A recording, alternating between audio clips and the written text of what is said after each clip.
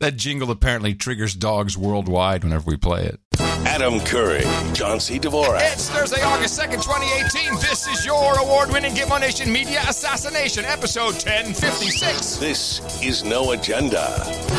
Full steam ahead with Q Vision and broadcasting live from the capital of the Drone Star State here in downtown Austin, Tejas, in the Cludio. In the morning, everybody. I'm Adam Curry. And from northern Silicon Valley, where I've got the recorder back, good news for everybody. I'm John C. Dvorak. It's Crackpot and Buzzkill in the morning. Yes, children around the globe are rejoicing. Woohoo! It's back. Thank goodness. Yep. Would you have it repaired finally? So now it sounds great? Yeah, I took it to the recorder repair company. Ah, yes. The local one, because they're all over the place. Yeah, of course. And had them take a look at it. So here it is.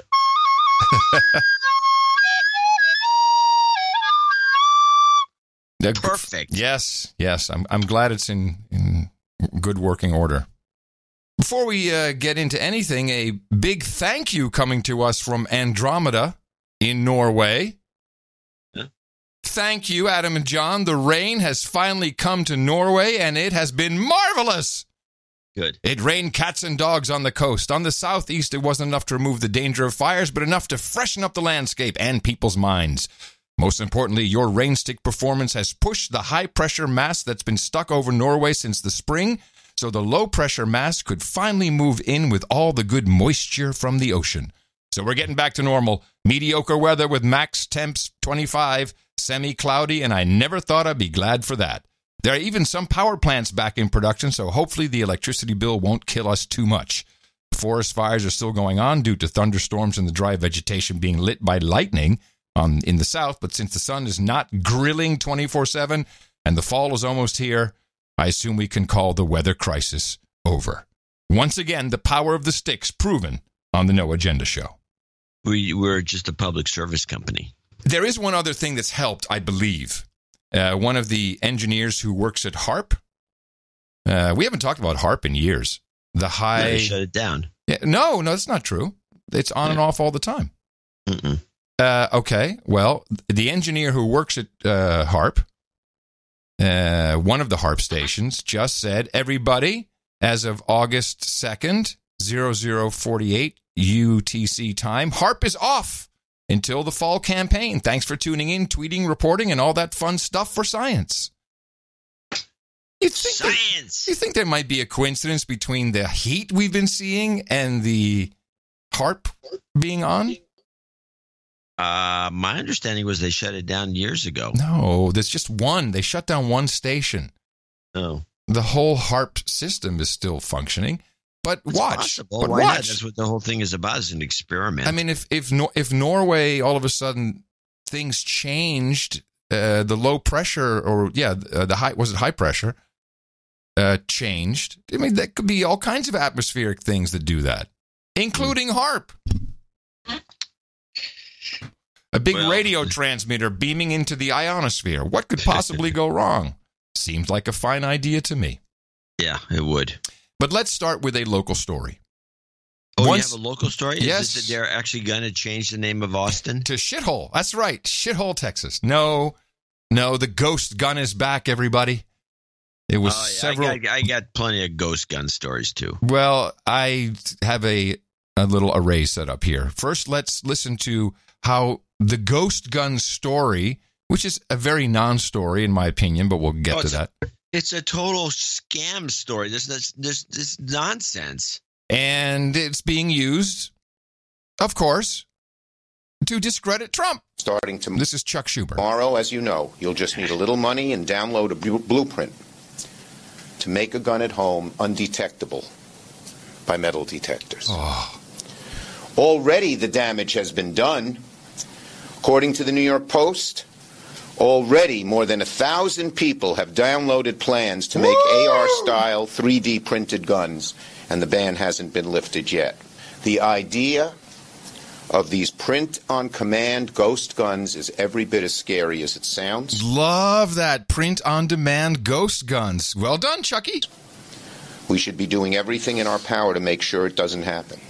On issue after issue, the Trump administration's MO when there's a crisis is to say, we'll look into it, working with the NRA, and then nothing happens. Sure as we're here today, nothing is going to happen from this administration.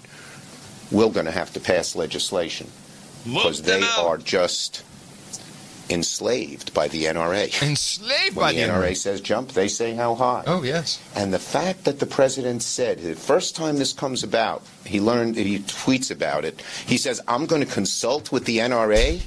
That shakes every American's confidence that he really wants to do something. Oh, how's your confidence feeling? Shaken? Well, there's one thing about Schumer and this comment, which was also used in the reports on NBC and CBS, Schumer jumping in, is that smart money comes out and discusses this. The NRA doesn't want a bunch of people printing their own guns. They represent the gun lobby, people who sell guns. Yes. Well, let's just make a statement right up front. It is not illegal to publish anything of this sort. You can go to the library and you can go get a book on how to build a bomb, how to assemble a gun at home. That's a First Amendment issue. You cannot restrict words.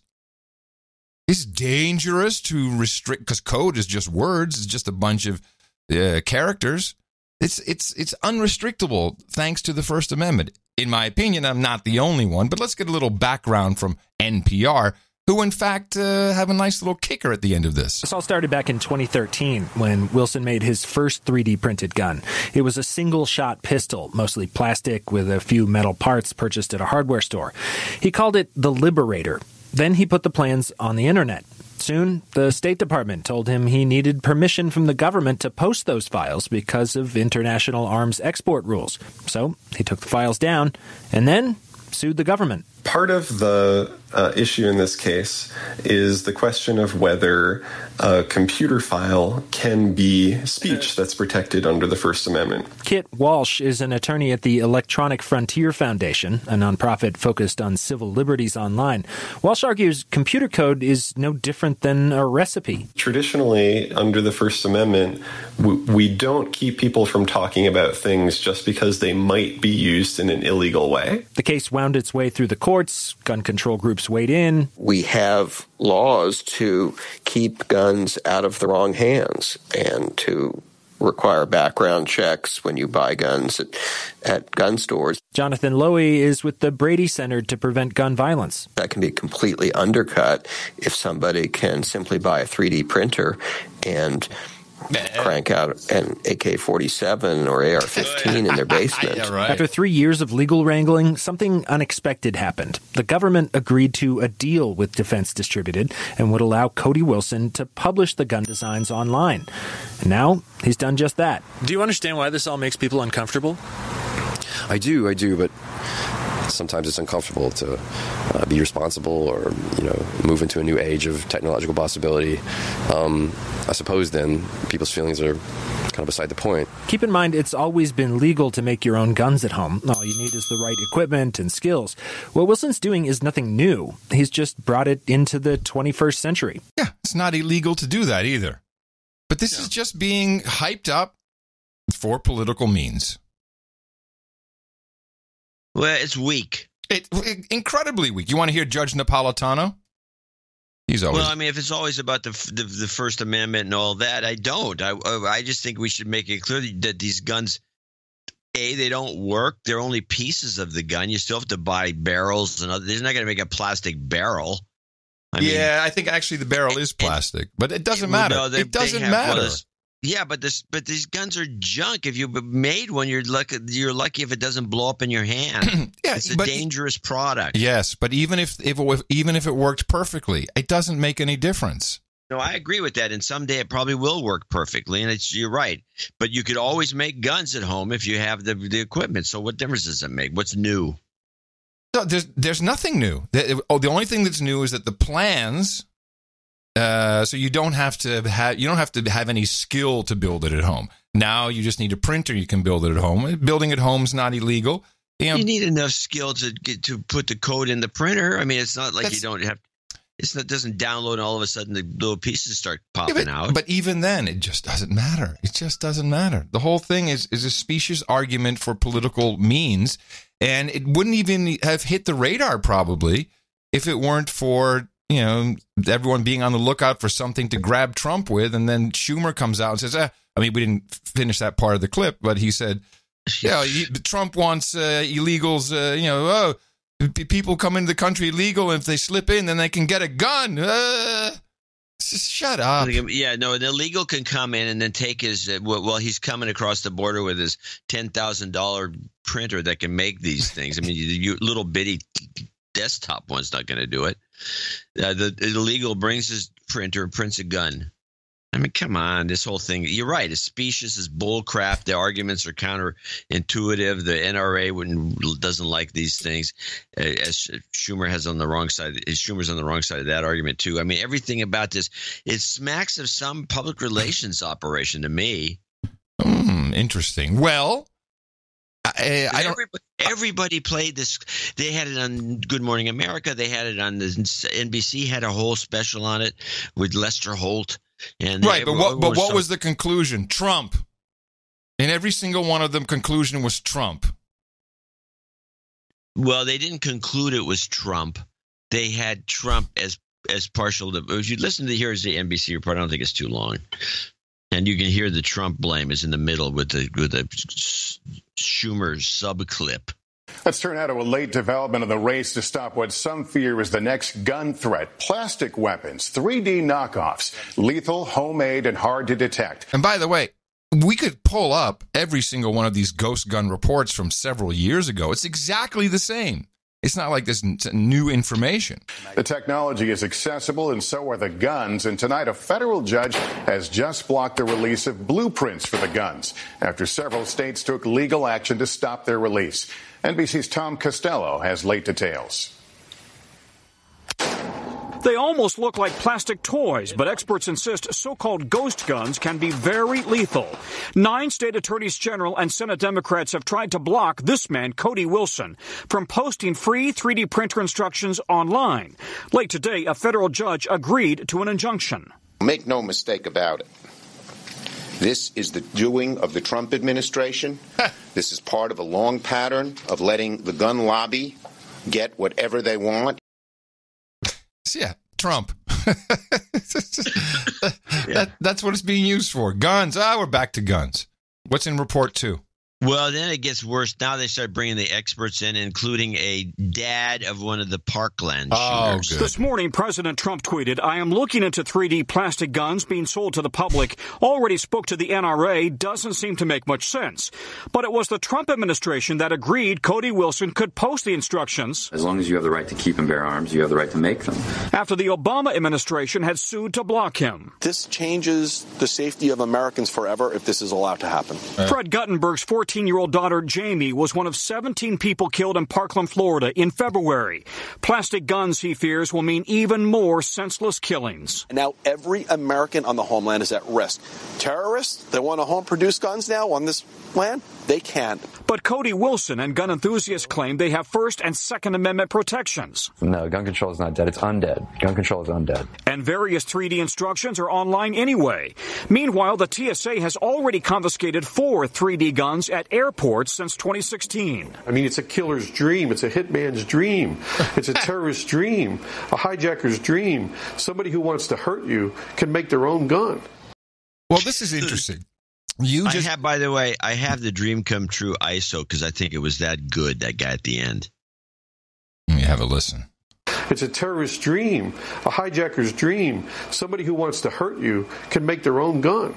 That's pretty good. Contender. Well, contender. We'll see how the show goes. It's a contender for sure. But so you triggered something by saying some kind of PR operation.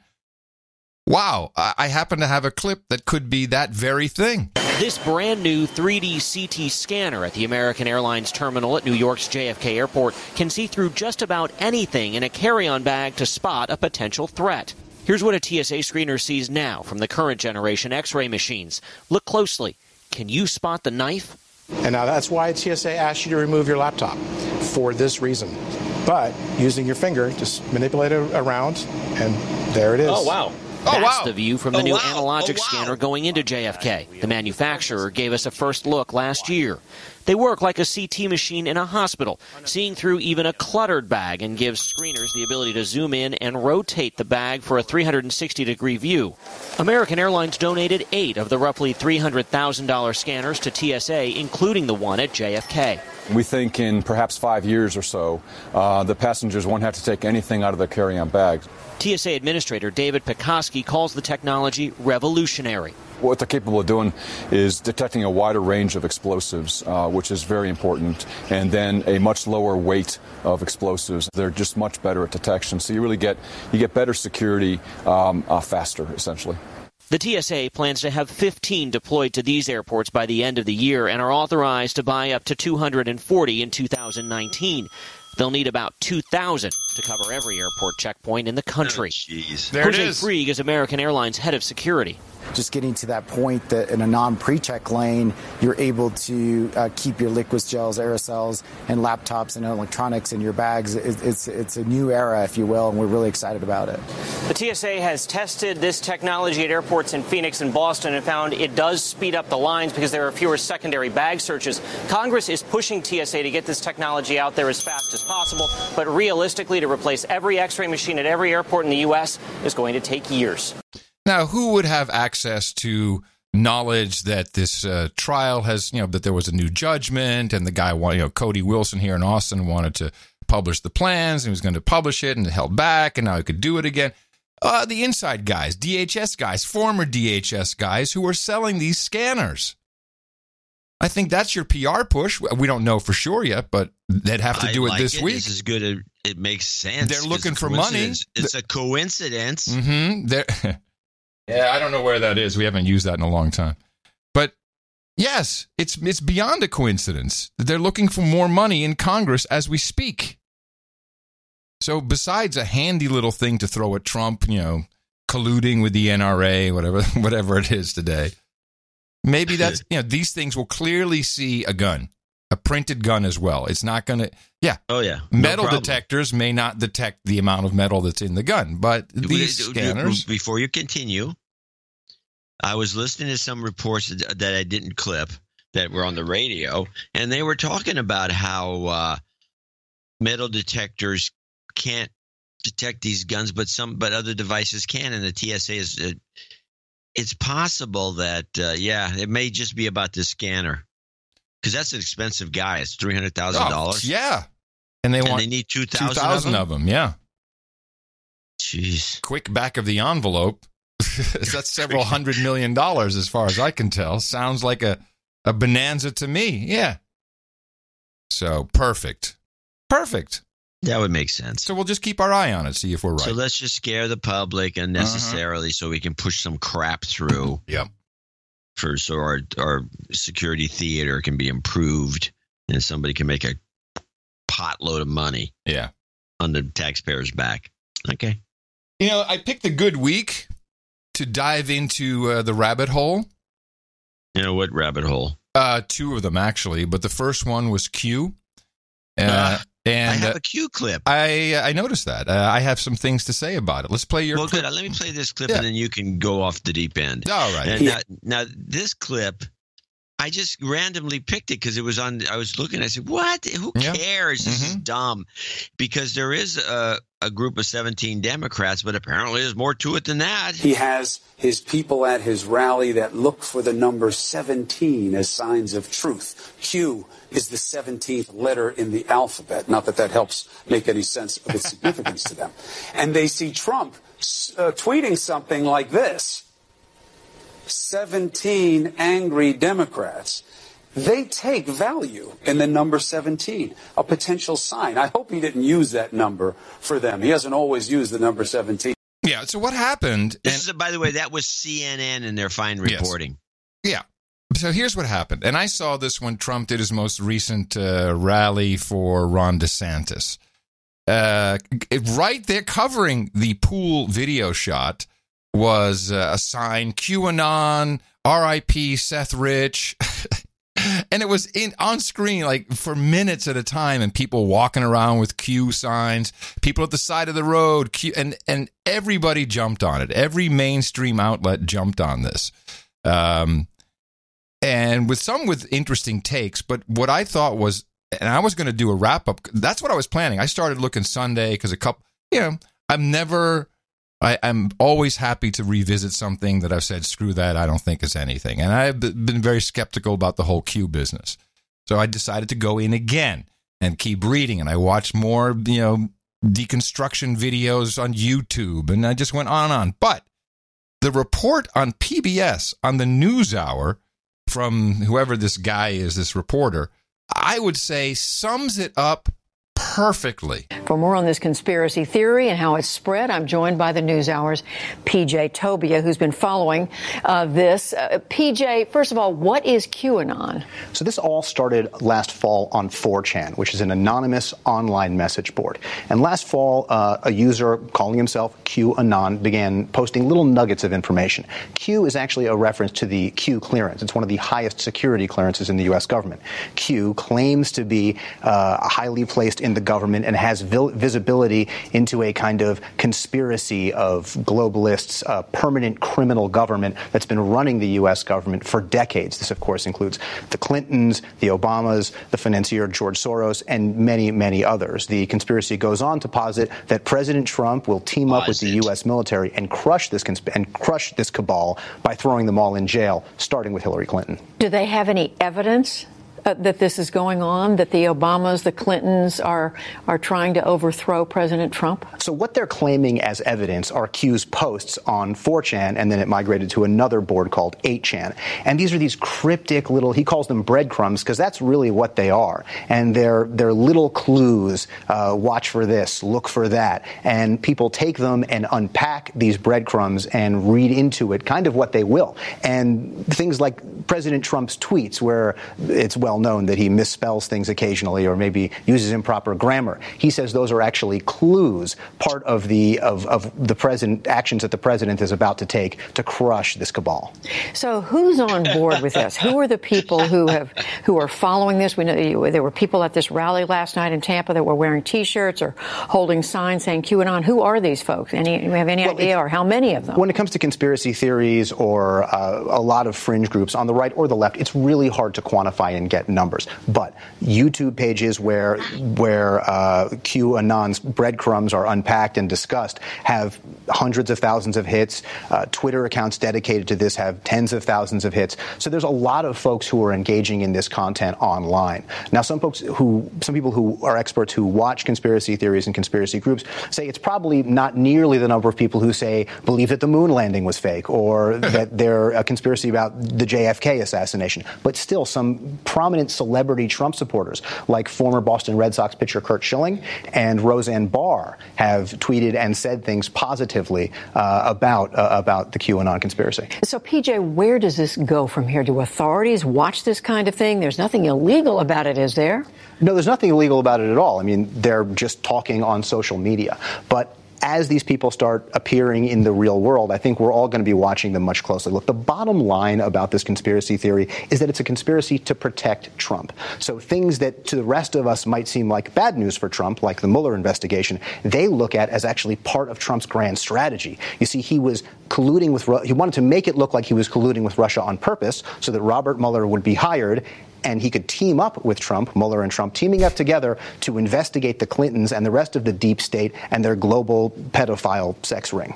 So that takes a lot of thinking to get that far. And a lot of talking. They spill a lot of digital ink online about this stuff. Now, if I had to do a summary of Q to date, I could not have done a better job. I think he really got everything in there, right down to the pedophiles who eat children. In the Clinton cabal. Now, I like Judy's take on the whole thing. She goes, I think it takes a lot of thinking. That takes a lot of thinking. But when you listen to this, actually, I found it handy. I had Jay put your box under your chaise lounge there. If you can grab them. I put your Q Vision glasses in there. Oh, yeah. Well, here they are. Here, I'm putting them on now. Okay. Hold on. Let me put mine on for a second. helps a little bit.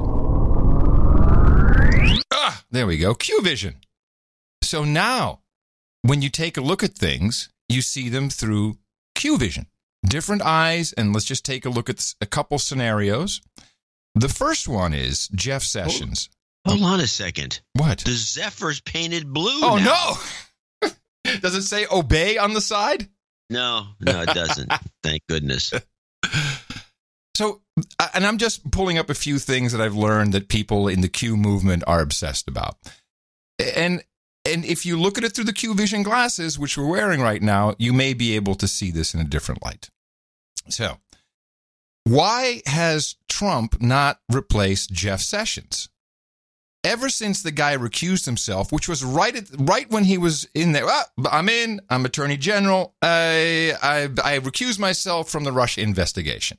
With the Q-Vision glasses, now we can see the reason that he has done that, and the reason why Trump continuously harps on him, and to a degree that we have Saturday Night Live skits about it, about Sessions, the nut job. Trump hates him. It's all horrible. Trump, when he doesn't like somebody or the guy's not performing, he's gone. Rex Tillerson, I don't like what you're doing. You talking shit about me, you're gone. He fires everybody very quickly, in and out. If you're no good, you're gone. Why is he continuing to have this feud with Jeff Sessions? Because when the swamp is going to be drained and all the indictments come and they arrest 100 people in the middle of the night all in one go, then they at least cannot say Trump ordered that to happen. So that's one. What's happening right now with this Manafort case is through the Q-Vision glasses, we can see this is not about Trump. This is not about collusion. Of course, with the glasses, we see that Robert Mueller, who in the eyes of the Qs was complicit in 9/11 and many other crimes after that, many other global crimes. He was so involved in this criminal cabal, specifically with the FBI, that they had to give him an extra 2 years, even though 10 years is the term that was set in place. So you never could have a situation with the FBI that we saw when it was first founded, where it was a big blackmailing operation. So 10 years is the term, but there was so much to clean up that they had to extend it 2 years into Obama's term. You'll recall that it's scandalous, really, what they did and how they did that. Borderline unconstitutional, illegal. But Mueller now wants to repent for his sins. Yes, he's Q-Vision. I see it clearly. He's repenting for his sins, and he is going to help drain the swamp. This is one of the promises Trump made. So what do we see in the New York Times today? Mueller's digging exposes culture of foreign lobbying and its big paydays. So this is not at all about the Russian collusion. In fact, Manafort, let me see, I have some clips to back this up. Let me just give you a background or an AP report on the first day of the Manafort trial. We had a day of testimony about Paul Manafort's lavish lifestyle and a good bit of back and forth between the prosecution and the judge about how relevant that is to the case and to the jury, and how much the jury should be able to hear about Manafort's lifestyle, which includes very fancy homes, very fancy cars, rugs, nearly $1 million in expensive high-end suits. So this is a guy who lived lavishly. His defense lawyer stipulated yesterday that Paul Manafort travels in circles that most of us will never understand. That's not a crime. The judge agrees that's not a crime. So even though we heard testimony about that, you can tell that the judge has tried to limit the amount of information and evidence about the specifics of his life to the jury. The testimony is going to continue tomorrow morning. We expect tomorrow to get to bookkeepers and accountants. One thing that's important to note about that is that Paul Manafort's defense has been that Manafort's this busy international political consultant. He himself didn't have time to deal with the, specifics and minutia of his finances, so he left it to others. We're going to see whether that's really true and whether that's supported by the government's evidence. Now, I play this AP clip specifically because what you hear is they have no outrage. There's nothing. The guy is not cooperating. There's nothing. All he's saying is, hey, someone else did my taxes. I messed it up. But it gets even crazier because this huge trial that everybody is talking about was initially the guy was not prosecuted 8 years ago for the very same crimes, but through Q Vision, we see something very interesting. One of their arguments is this. Paul Manafort was investigated by the federal government, by a team of federal prosecutors and FBI agents for all this stuff 8 years ago, and they exonerated him. And who was the young prosecutor that led that exoneration? Rod Rosenstein, who now runs the Justice Department. And they have threatened to call Deputy Attorney General Rosenstein as their first witness and have him give to the jury all the reasons why he declined the prosecution of these charges 8 years ago. Do you think they have gotten anything from him? Has Mueller's team gotten what they wanted or needed or hoped to find from Paul Manafort? Absolutely. Anything at all? Absolutely not. In fact, on the steps of the courthouse this morning, after jury selection, this afternoon actually, and before these opening statements, Manafort's lawyer turned to the press and said, all deals are off.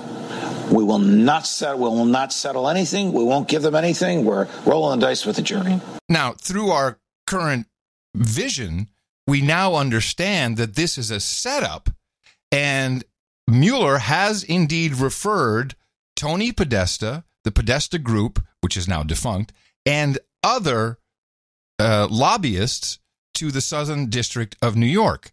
And this, through Q Vision, is the draining of the swamp. The first step is blowing everything wide open and showing all of this money in Washington, D.C., all of the lobbying. And there's thousands of unregistered lobbyists, people lobbying who did not register as a lobbyist would be more correct. Thousands of them. They're foreign agents. They've got all kinds of money. They're doing hookers and blow and restaurants and meat, whatever it is. And this trial would be the beginning of the draining of the swamp. Q gloss is off.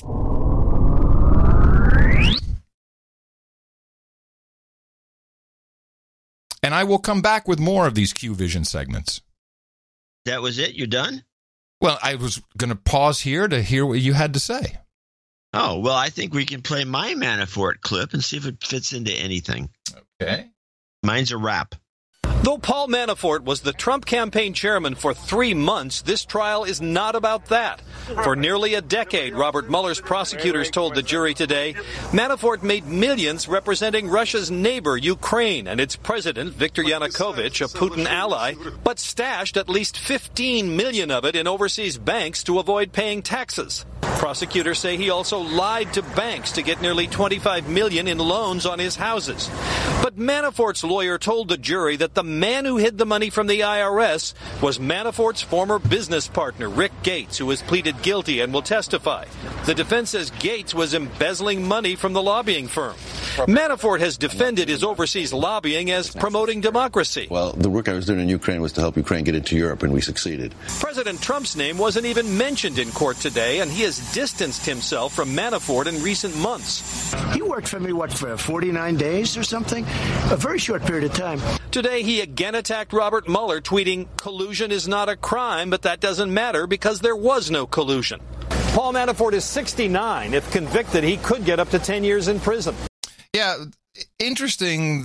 I think this report is a little outdated because the Rick Gates thing has an update to it. I think it's in this clip. Judges have an unwritten rule not to interrupt opening and closing statements unless something so wrong is being said that it's going to infect the trial.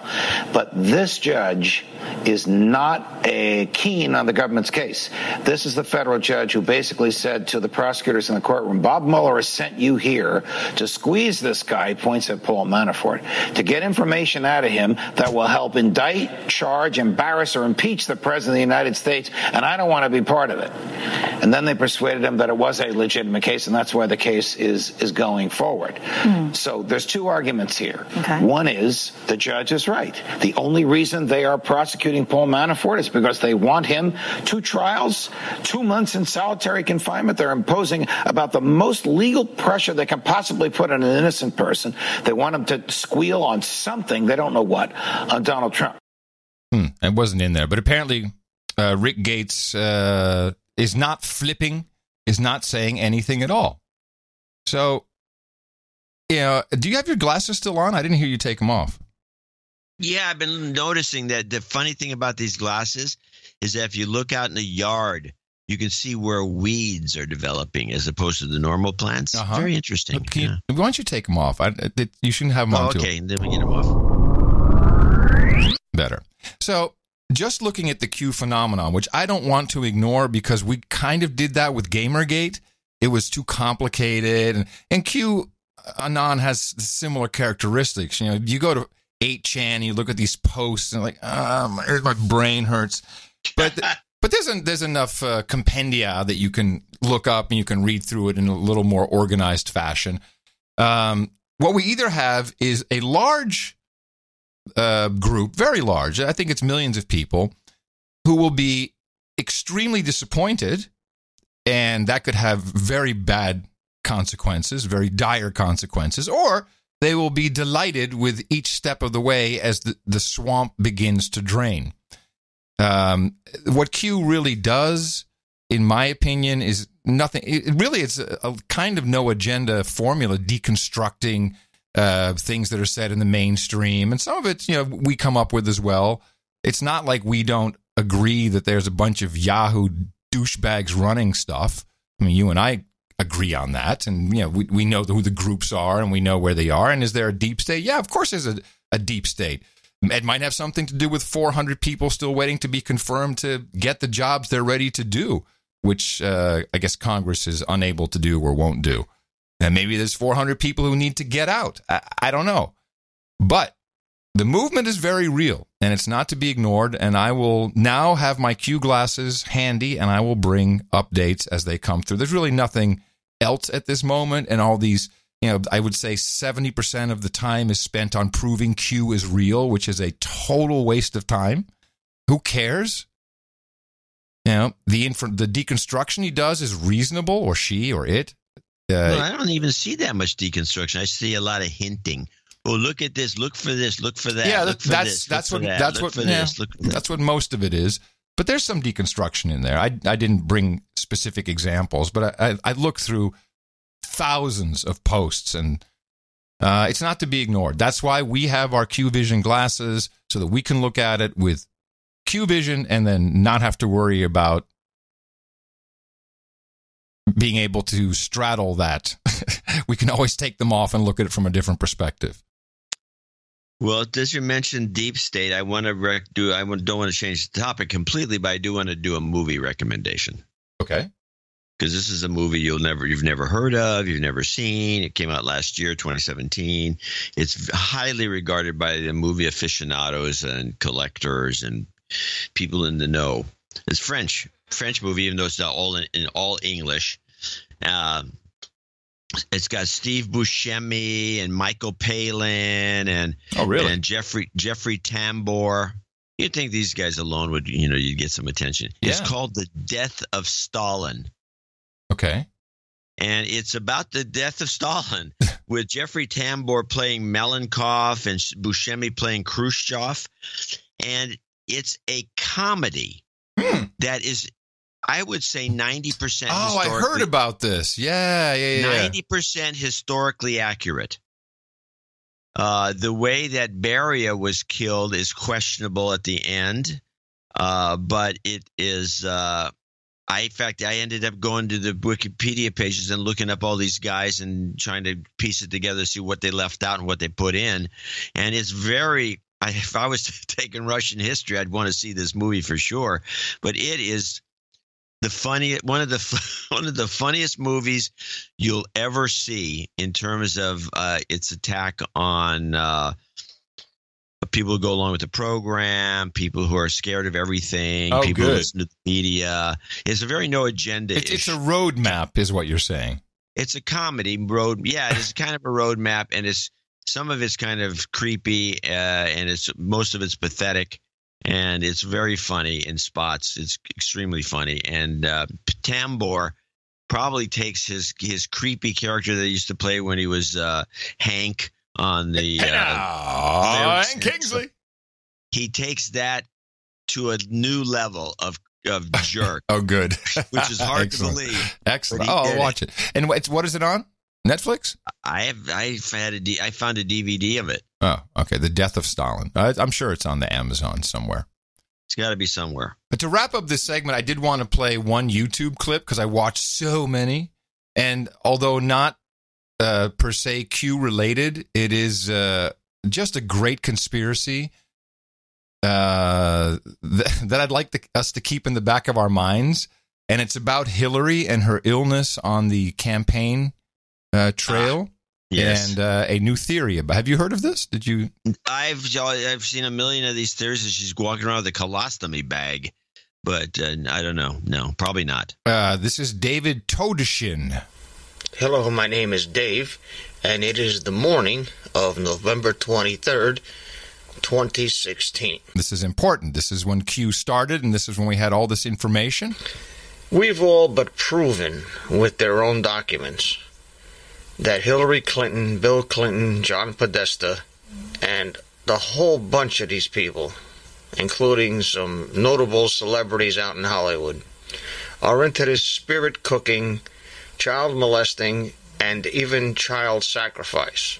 To my knowledge, no bodies have been recovered, no murder charges have been proffered, but it all goes back to the thing that during the debates seems to have been proven wrong, at least for that day, that Hillary Clinton is suffering some kind of brain disease, some kind of encephalitic disease that's causing her to wig out and do stupid shit with her head, okay? And I don't know if you've seen it, but there's photos where she's talking and she's got a hole in her tongue. And I found out that there is a disease called Kuru, K-U-R-U. It's a very rare disease that is contracted by, get this, eating dead people. Cannibalism, spirit cooking, cannibalism, sacrifices to the pagan god Molech of the Old Testament in the Bible is what these people do. So if you're involved in spirit cooking and child rape and child murder and eating dead bodies, my God, it's just, it's 2 days before Thanksgiving. I gotta take a break from this shit, otherwise I'm gonna barf up my Thanksgiving dinner. There you go, Kuru. Yeah, well, let's talk about Kuru for a second. And of course, all this is accounted for by her conking her head in that plane wreck that we've stopped talking about, and everybody else stopped talking about too. But she got into a plane wreck in Iran. Yeah, and it was somewhat documented. Kuru is mad cow disease. It's also scrappy, and it's a virus, and it creates all kinds of problems in the brain. And it is easily transmittable from eating brains, not necessarily flesh. Oh, but that's the delicacy. So you eat brains, and also it's just Kuru. It's cannibals apparently have this problem. Well, it's a good idea. It's funny. I don't think that's she hasn't got Kuru. Okay. She's got the results of a head trauma. Well, she did have actual head trauma. It's just people probably forgot that. We talk about the Iranian plane crash. Yeah, we're the only ones who talked about it. But what was her excuse? That she slipped in her home and she slipped and hit herself on the head or something. Well, with that, let's transition to Russia, because the question remains, as always: is there any collusion? Any collusion? Any collusion? Any collusion? Any collusion? Is collusion a crime? Is the question. So both Giuliani and Trump, we see they're making the argument that collusion isn't illegal, that it's not in the criminal code. Tell us what you know. What's the fact here? And this is interesting. Yeah. If you look at the very long federal criminal code, which contains over 4,000 crimes, you won't find a crime called collusion. But you will find crimes that punish people for hacking into email or computers or election fraud or violating campaign financing laws. And then other laws punish people for conspiracy, which means working with other people to commit crimes. So at the end of the day, it's really just kind of a rhetorical device to say that collusion isn't a crime, because Special Counsel Mueller certainly understands that. And so what he's charged most frequently is conspiracy to defraud the United States. And I like that. Conspiracy to defraud the United States. Because you could easily pin that on the Democratic National Committee. They defrauded their own voters in the primary with Bernie Sanders. There's not even an argument about that. Half of the top brass had to resign, including Chairwoman Debbie Wasserman Schultz. They may have done other forms of defrauding of the United States. Certainly, maybe if you want to take it to opposition research, which is what Trump is being accused of getting the dirt on Hillary, asking Russia to hack her emails. None of it true, of course. You look at the report itself, and you look at what the DNC and Hillary and the Brits did with their MI5 or MI5 guy, Christopher Steele. That could also be said that's trying to defraud the United States. Yeah, I agree. Well, a lot of it now, of course, is the focus in the news cycle and the news media is back on Facebook. Yes, I have a clip. I didn't get the clip of. I do. I have clips. I have clips, but I have a couple of clips, but I didn't get the clip. I didn't get the meat clip. I was thinking about it. The meat clip? Oh, you don't have the meat clip? Let me look. No, I don't see the meat clip. Oh, go to YouTube and look up Zuckerberg meat or Zuckerberg brisket. Oh, I saw this where he's cooking his brisket. Yeah, and he's just like an idiot. He's just talking about for hours. He's talking about his meat. Yeah, his meat. What does that have to do with anything? Just saying. I think while he's doing that, Facebook is going down the tubes. So let's play the new Facebook nonsense. Clip 1. Okey-doke. Less than 100 days until the midterms, Facebook sounding the alarm after uncovering what appears to be new covert efforts on its platform to influence U.S. elections. NBC's Peter Alexander with a new threat and what Facebook is doing about it. Tonight, Facebook says it's happening again. The social media giant announcing it's removed 32 pages and accounts from Facebook and Instagram. An apparent political influence campaign ahead of November's midterms. The bogus pages stirring up divisive issues, one called Resistors, promoting a counter-protest against an upcoming white nationalist rally, even recruiting activists who Facebook says unwittingly helped build interest in the event. That page also pushing the left-wing campaign to abolish ICE, the Immigration and Customs Enforcement Agency, part of a growing political firestorm. The Democrats want to abandon ICE. They want to end ICE. Well, it doesn't sound like it's very pro-Republicans, what they're doing. Well, this is the latest thing is because they can't really get the goods, that show them slanting one way or the other. What they're doing is they're just amplifying supposedly. Well, no, they're taking a position. They're taking a position against both ICE. Positions, though. See, they're taking both positions. They're so smart. They're taking both positions. That way to cause more division by taking both sides. See, can I play the NPR backgrounder on these 32 accounts? Let's play part 2 first, and then the Democrats want to abandon ICE.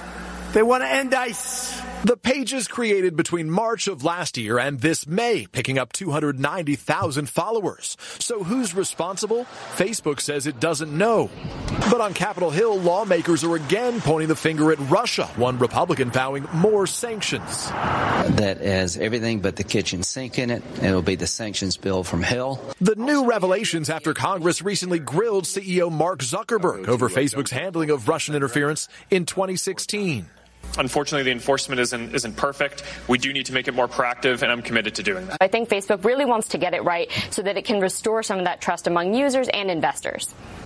And tonight, Facebook says it's been working with the FBI and others. The White House tells us President Trump is aware of this latest disinformation campaign and that they applaud the actions Facebook is taking. Lester? Peter Alexander at the White House. Thanks. What's our takeaway from that? Our takeaway is that this is bull crap. Yes. Listen to the NPR goes into detail, like a lot, like numbers and stuff.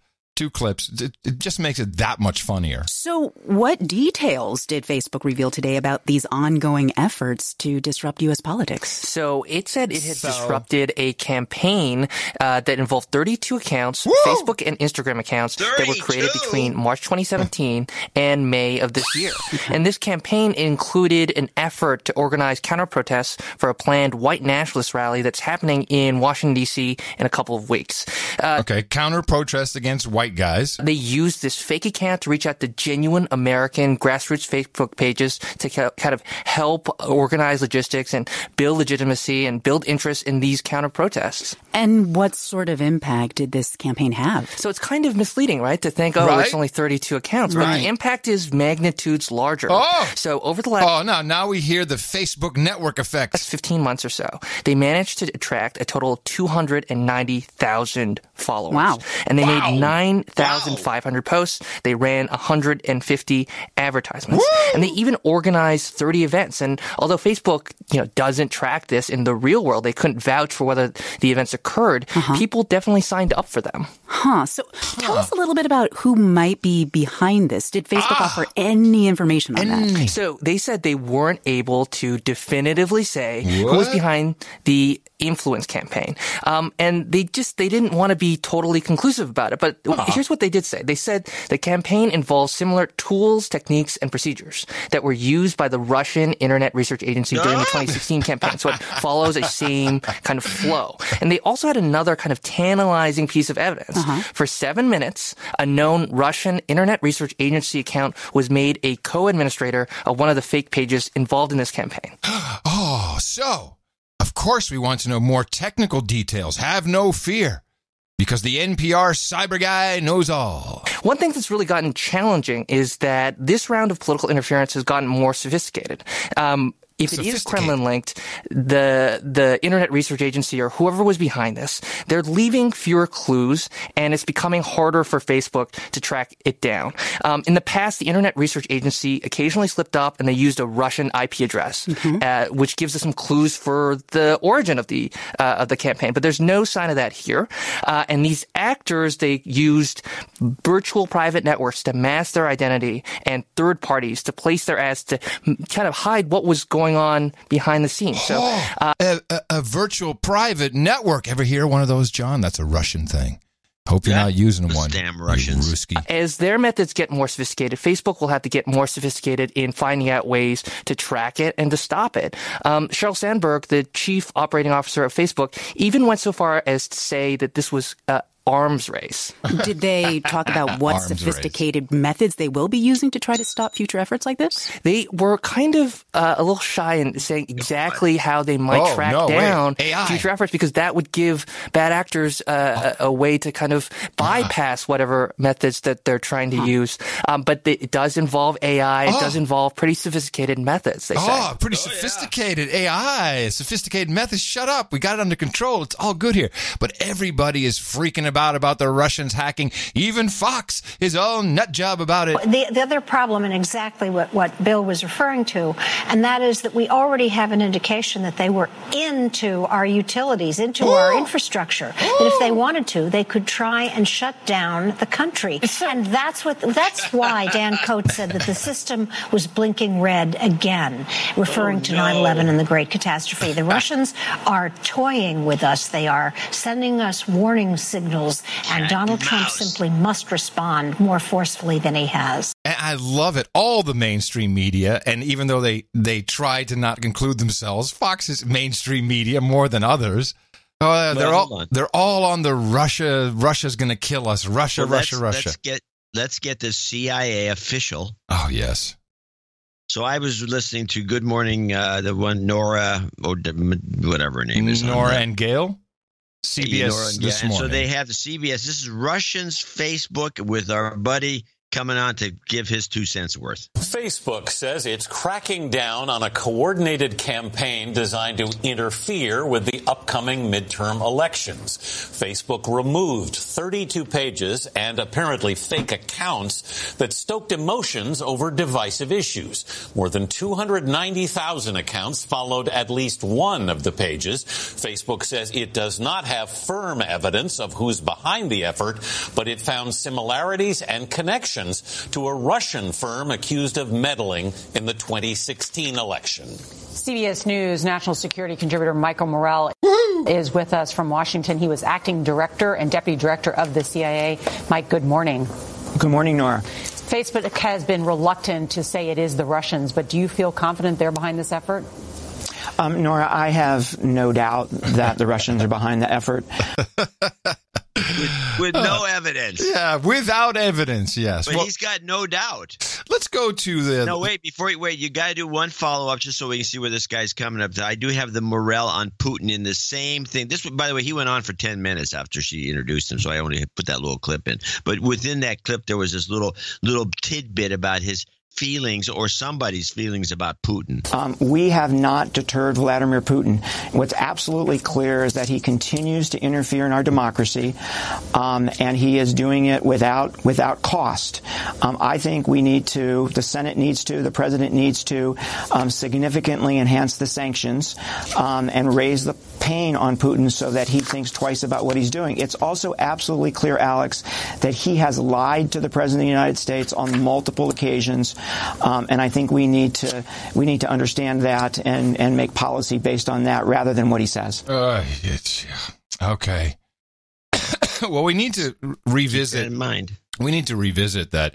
There's a lot of people still in Washington who remember the Cuban Missile Scare and who do hate Russia, but they hate the Soviet Union, and this is all big elites. Council on Foreign Relations is pushing this, and just go and look at who's in CFR. It's all these journalists, the same people who are telling you that it's Russia, Russia, Russia, Russia, Russia, and they're horrible, and they can bring us down. They can shut down the country. They're in our utilities. Everything hasn't happened, but be very, very afraid. It could happen. It could happen any minute. They're toying with us. Yes, Steve Cohen, Professor Cohen, was allowed on. I have this clip. This is a good clip. Yeah, he was allowed on CNN with Anderson Pooper and the CFR shill. What's his name? Yeah, Max Boot. And I thought it was first of all, kudos for Professor Cohen, who I think kept his cool, even though he's being accused. I thought he was getting about to have a heart attack. Well, for him, he was pissed off, but he did it in. I thought he did it in a adult way. But he's basically being accused of being a shill for Putin, who's a professor who studied Russia for 35, 40 years. I have no idea what Mr. Boot is talking about. He wants Trump to threaten Russia. Why would we threaten Russia? You've got two nuclear because they're attacking us. Russia is attacking us, Professor. By the way, Max Boot is almost in tears when he's saying this. They're attacking us. Don't you see it? They're attacking us. Leave Brittany alone. Cohen, Russia is attacking us right now, according to Trump's own director of national intelligence. Russia. I've been studying Russia for 45 years. 45. I've lived in Russia and I've lived here. And you've been consistently an apologist for Russia in those 45 years. Russia hasn't. Excuse me, what did you say to me? I said you've been consistently an apologist for Russia in those last 45 years.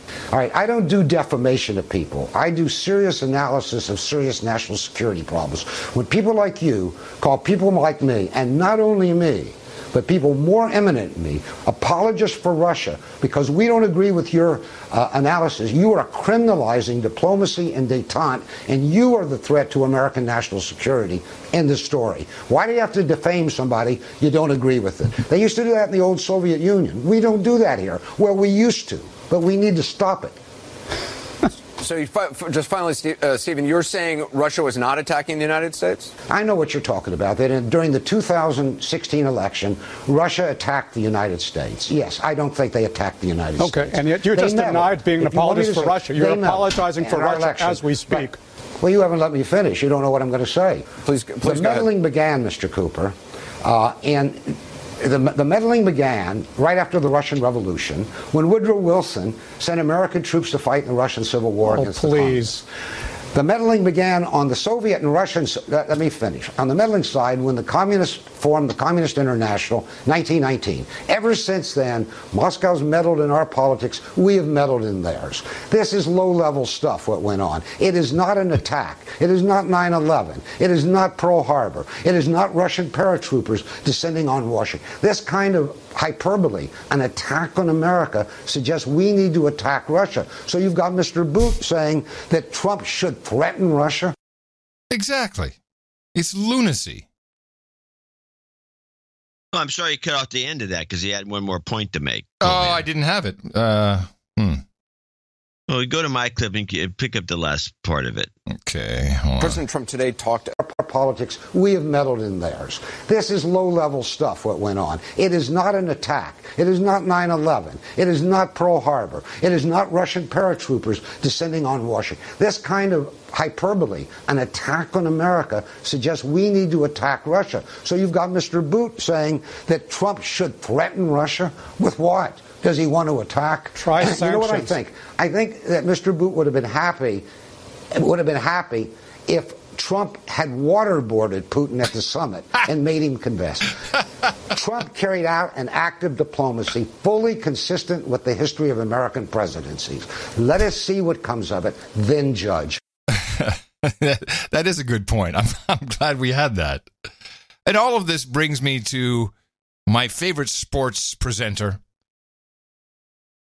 Jason Whitlock, who he's kind of summed this up in a 2-minute segment here, which he calls cyberhumans against real humans. There's a deadly culture war being waged that isn't being discussed on Fox News, MSNBC, or CNN. Cyberhumans versus humans. People whose reality is shaped by the internet versus people whose reality is shaped by the real world. Right now, cyberhumans are crushing humans. It might be the most one-sided war in the history of the world. Cyberhumans live on 3 planets: Facebook, Instagram, and Twitter. They use Facebook to promote their delusional lifestyles. They visit Instagram for sex, and they use Twitter to control what all of us think. Twitter is their weapon of war. Cyberhumans control the media and celebrities, America's tastemakers, through Twitter. They bully us into buying into their false sense of reality with Twitter bots and thought police and lynch mobs. Twitter is why the media and celebrities believe police are indiscriminately killing large numbers of black men. Twitter is why Colin Kaepernick believes police brutality is a bigger threat to black men than mass incarceration and poverty. Twitter is why Kaepernick and his supporters think the best way to show that Black Lives Matters is by being publicly angry when a white police officer kills a black man unjustly and silent when a black man kills a black boy unjustly. Twitter is a cesspool of 140-character bigotry. It's the virus spreading racial division in the real world. Cyberhumans spend their lives locked in this virtual world, unable to see the humanity in their classmates, next-door neighbors, and co-workers, unwilling to accept that good people might disagree with them. They filter out flawed human beings and only let like-minded cyberhumans enter their smartphone reality. They avoid connecting, talking, and engaging in the real world in a real way. They duck their heads and stare at their phones. For cyberhumans, it's safer to tweet and text and snap. But is it safer for us, those of us who visit the cyber world but prefer living in the real one?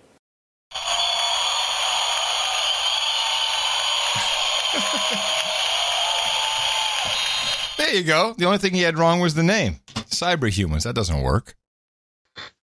Well, it was okay. I like the name. It didn't bother me. I liked the pitch was good. How about iZombies? iZombies. That's better. iZombies. That's a little more. It's appropriate. Yeah.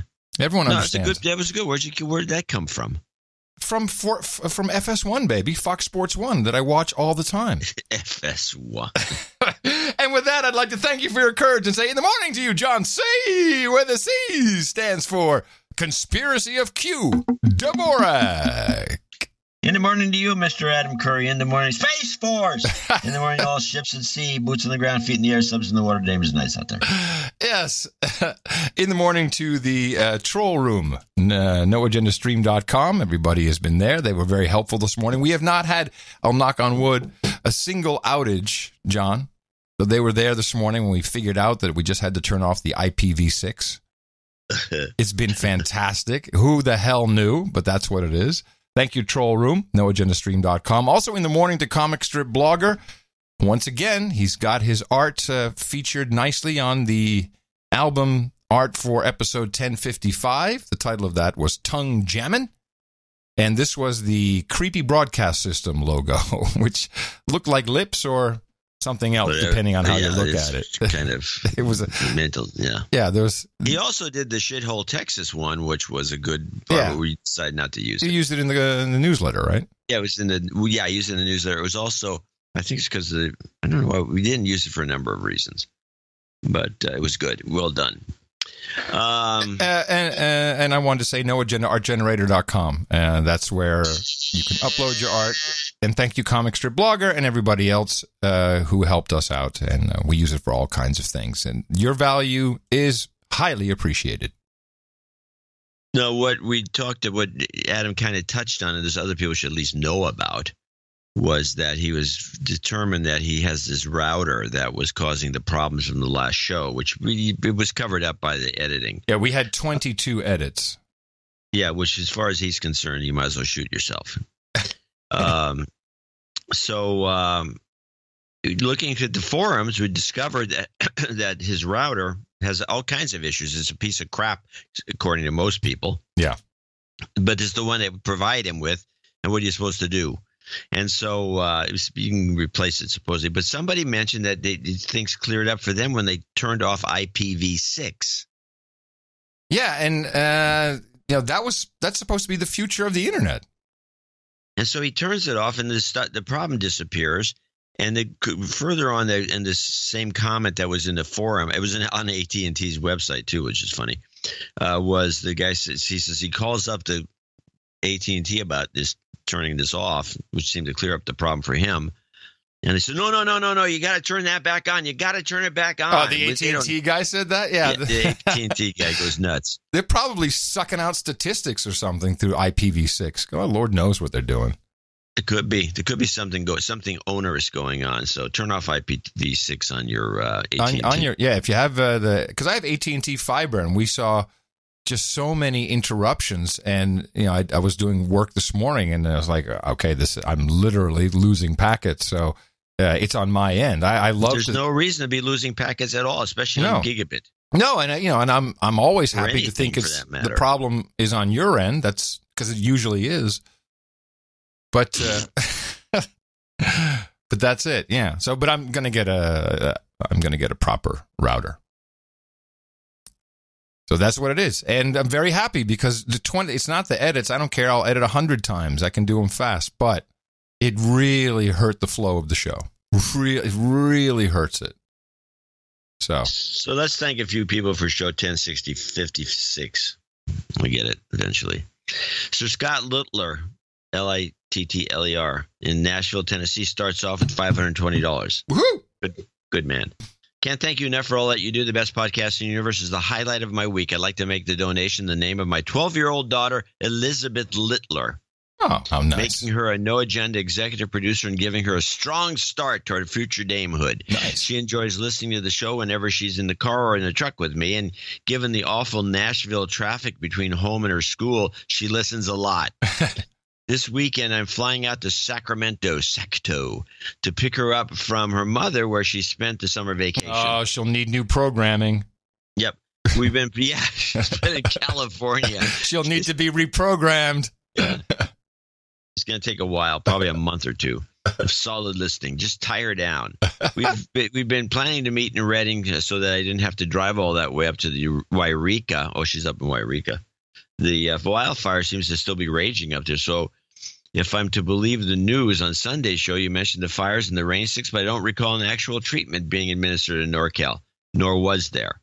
Might you give the Reading Mount Shasta region a little rain stick shake to clear the way? It's clearing up. It's clearing. And the harp is off, so no worries. Two of Elizabeth's favorite no agenda clips are Colombians for Trump. Yeah. You know that one? Yes, I do. And don't raff. Why are you raffing? Shut up. If you could please those along with Karma, I would truly appreciate it. Lately, she's gone bonkers for Japanese anime, manga, etc. And the Colombian woman does remind us a lot of her mother. So these two clips bring her to laughing tears when I fire up the No Agenda soundboard. She's about to start 7th grade, and the second year with her mother living far away. She's where she wants to be, heading back to school, but it's hard on her living with grumpy old me all the time, and this Mr. Mom could use some help too. Is there finding a part-time nanny, Karma? How about finding a live-in babe? Yeah, really. Dude, you're not thinking straight. Dude, you're not thinking straight. It could be great for both of you. This low donation talk this summer has been really concerning. It's hard to imagine Thursdays and Sundays without your news analysis, insights, and hilarious banter. I hope this small donation helps keep things rolling. Best regards. Okay. It's a little long, but I think we should play it if she gets such joy from it. And as an executive producer, hell yeah. Where are you from? I'm from Colombia. Colombia. And is this a setup? Did I ever meet you before? Huh? I'm Hispanic and I vote for Mr. Trump. We vote for Mr. Trump. Yes, Mr. Trump. We love you. We love you. All the way to the White House. I've forgotten about this.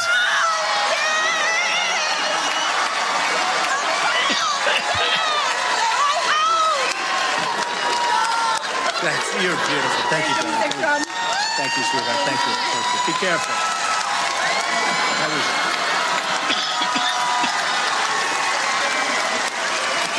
Great. Don't laugh. That's so great. Why you are laughing? Shut up. Shut up.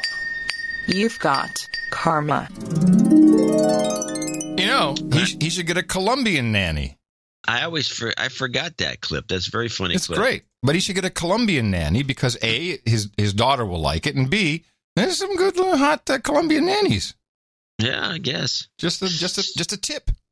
Steven Businger, $500. I just left my old job in order to start my new job selling roofs. Then I realized that some job karma would be a good thing to release into the ether. Please make sure to pronounce my last name correctly so that way the karma knows where to go. Businger. I've been listening since 2011, and every episode is great. $500. Thank you very much. Here it is. Here it is. You've got karma. There was an interesting tweet this morning that was at both of us. I don't know if you saw it. And people who are new to the show would think, oh, what is this karma stuff? It's nothing we came up with. People started asking for it. Once someone gave us the harp sound, we started playing it. So it's by request. But it also appears to work when people ask for job selling karma, moving karma, job karma in particular. That's where we first noticed it really did appear to work. Frank Yonan on Twitter said this morning regarding the karma stuff, have you guys considered quantum physics as a possible explanation? I have. With uttered hope being not much more than charged particles causing quantum vibrations. Science, baby. Well, a lot of evangelical Christians have this thought that two or three people getting together, especially if they're holding hands and having the same prayer, has an effect. Yeah. Which is similar kind of a thing if it was going to be blamed on quantum physics. I'm sticking to it. Karma is quantum. Jennifer, a.k.a. Viking Mom, $400.17. Another unknown city. I just found your show and I love it. Just found your show and I love it. I know this is a little long, but I hope I can read it all because I'm so sick of the echo chamber where I live here in Redwood City, California, which hosts the headquarters of Box Network, EA, Oracle, which is almost next door to Facebook and 20 miles south of the poop-filled city of San Francisco. We conservatives have to call ourselves travelers so nobody knows we are not a Democrat. Wait, is this true? If you're conservative in California, you have to say, I'm a traveler? I'm a traveler. Are you a Democrat? I'm a traveler. So it's what I do. I'm unaffiliated, and you should be too. She goes on, as a former leader of a nationwide women's networking group with thousands of friends in California and across the country, I had to hide my feelings when women yell out, don't use Uber, use Lyft. So when I decided to come out of the conservative closet in my first post about the walkaway movement, not only were guns ablazing, but I could hear jaws hitting the floor. Women were saying, what's wrong? Do I need to talk? LOL, shock and awe that a woman voted for Trump in California. I came out and I'm being more vocal now because I believe in order for California to change, respected people and leaders in the community have to start showing their difference of opinion without worrying about losing business or friends. Here's another bit. My husband is from Sweden and my dad has immigrated here from Denmark and socialism is bad. Referencing Scandinavia as a reason why it works is deceiving. You want a 50-hour wait time for the ER? That's the fact they don't talk about. But I digress. So, California, are you ready to pick up the poop? Then you have to do something more than occasional post on Facebook. Think a yard sign, a T-shirt. Be vocal. Let's start educating by hosting face-to-face events, even if it's just getting 5 to 10 of your friends together to discuss the upcoming election. If we keep silent, California will never flip back. We'll have to hit the ground running to make sure Gavin Newsom does not win the governorship. Okay, well, that's my wish because I know California has conservatives. We do exist, and when California flips, the entire country will see the writing on the wall. We Californians don't really want to be our own country or fall into the ocean because of a giant earthquake or have a wall built behind us. We want to make California great again. Anywho, I often recommend your podcast to all those who will listen and wanted to donate to the show in honor of my 40th birthday on August 17th, where I will be having a party in the center of poop-filled San Francisco. Your friend out west, Jennifer, a.k.a. Viking Mom. And that, ladies and gentlemen, is how you do a cold read. You've got karma. Yes, I'm glad you're so proud of yourself. That was a nice note from Viking Mom. That was, well, I hope she picks up little tidbits from the show that she can use to ease people into it, because it's going to be very difficult. In California, we have this is the state that has the voter election fraud. Yes. And that's so we have this domination from the people doing it. Mm-hmm. And of course, the media is all for it, so there's nobody's bitches much about anything, and everyone's happy. Everyone's happy that we have potholes everywhere, poop on the streets, nothing gets fixed. I was driving down the freeway to the airport. Here we go. And all you can see, there's areas of the Highway 80. I'm not going to talk about potholes. I'm going to talk about weeds. There are so many weeds. We have half the population of the state is in jail. They can't bring them out to pull up weeds. What, you're done? Come on. I'm done. Oh, man. Ludmilla Schaefer in Little Rock, Arkansas comes in with $350. We have a lot of executive producers today. I want to thank them individually, and we're doing that, but I want to thank them collectively too. Thank you for your energy you provide during your show. I've been introduced to the No Agenda 3 months ago by my dear friend Nahel, Nahel. No Agenda makes life more motivational and informative. Thank you for your amazing job you're doing. Oh, thank you, and welcome to the party. Ivan Andriovich Bastishev. Ivan Bastishev. Ivan or Ivan? It could be Ivan. It's Ivan. It's not Ivan. What am I thinking? Well, it's Ivan Bastishev. And he's in Shanghai. Nice. $333.33 with no note. He's our Russian in Shanghai.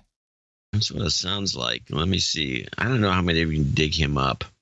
I'll look later, and if I find a note from him in the email, I will read it later. But thank you, Ivan. Matthew Phillips in Brooklyn, New York, $333. First-time donator. Love the show. Wanted to be a producer to add to LinkedIn. Keep up the good work. Please give me a de-douching. You've been de-douched. Drop down to our associate executive producers. Dropping right down to 200. James Story in Lower Hutt, New Zealand, 200. Long-time boner, first-time donor. Please de-douche me, and I'd like to give a shout-out to my smoking hot fiancée, Julia. You've been de-douched. Love the show. Thank you very much. And last on our list, the second associate executive producer, Sir Steve Schneider. Again, no town. Thanks for bringing us the best podcast in the universe with my beautiful wife. With my beautiful wife and I expecting our first child later this month, I'd appreciate some human resource karma for our firstborn and jobs karma for those in need. Yes, you got it, Sir Steve Schneider. And thank you, along with your other associate executive producer, James Story, and then that nice list of executive producers. Thank you for keeping the show going, as was already pointed out by Matthew Phillips. These credits are real. You can put them on your LinkedIn. And people seem to get jobs with them, and we also help out with the karma, so let's do that. Jobs, jobs, jobs, and jobs. Let's vote for jobs. You've got karma. And remember, we've got another show on Sunday. Dvorak.org/NA. So now, just like Viking Mom, you can go out there, take our formula, and propagate it. Our formula is this. We go out, we hit people in the mouth. Order! Order! Shut up, slave. Shut up, slave. Indeed. Yes. Well, we can go to a bunch of minor things, or we can do the. I've got a little insight on the Les Moonves story. Ah, yes, the president CEO of CBS, who apparently Monday his fate will be decided by the board if he can stay on or not. Well, if he stays on, I can tell you someone who's going to be in a heap of trouble. Yeah. But let's get to that after we play Moonves' latest. This is the update on NBC. Now to our NBC News exclusive in the scandal surrounding CBS Network chief Les Moonves. We've learned a woman went to Los Angeles police last year with sexual abuse allegations against Moonves dating back to the 1980s. But Moonves is not facing charges in that case. NBC's Morgan Radford explains why. Tonight, what may be a seventh woman accusing CBS CEO Les Moonves of sexual misconduct. Prosecutors in Los Angeles declined to pursue charges stemming from those claims earlier this year because they say the statute of limitations expired. The unidentified woman went to police last year, reporting one incident from 1986 and two others from 1988, according to an official document obtained by NBC News. If the statute of limitations has expired, there's simply no way to bring a case, no matter how strong the evidence is. This following the bombshell New Yorker report last week. The article details 6 women's accounts that include accusations ranging from forcible touching or kissing to physical intimidation between the 1980s and the 2000s. Stephen Colbert speaking out on his CBS show. Les Moonves is my guy, and I like working for him. But accountability is meaningless unless it's for everybody. Moonves saying in part, I recognize that there were times decades ago when I may have made some women uncomfortable by making advances.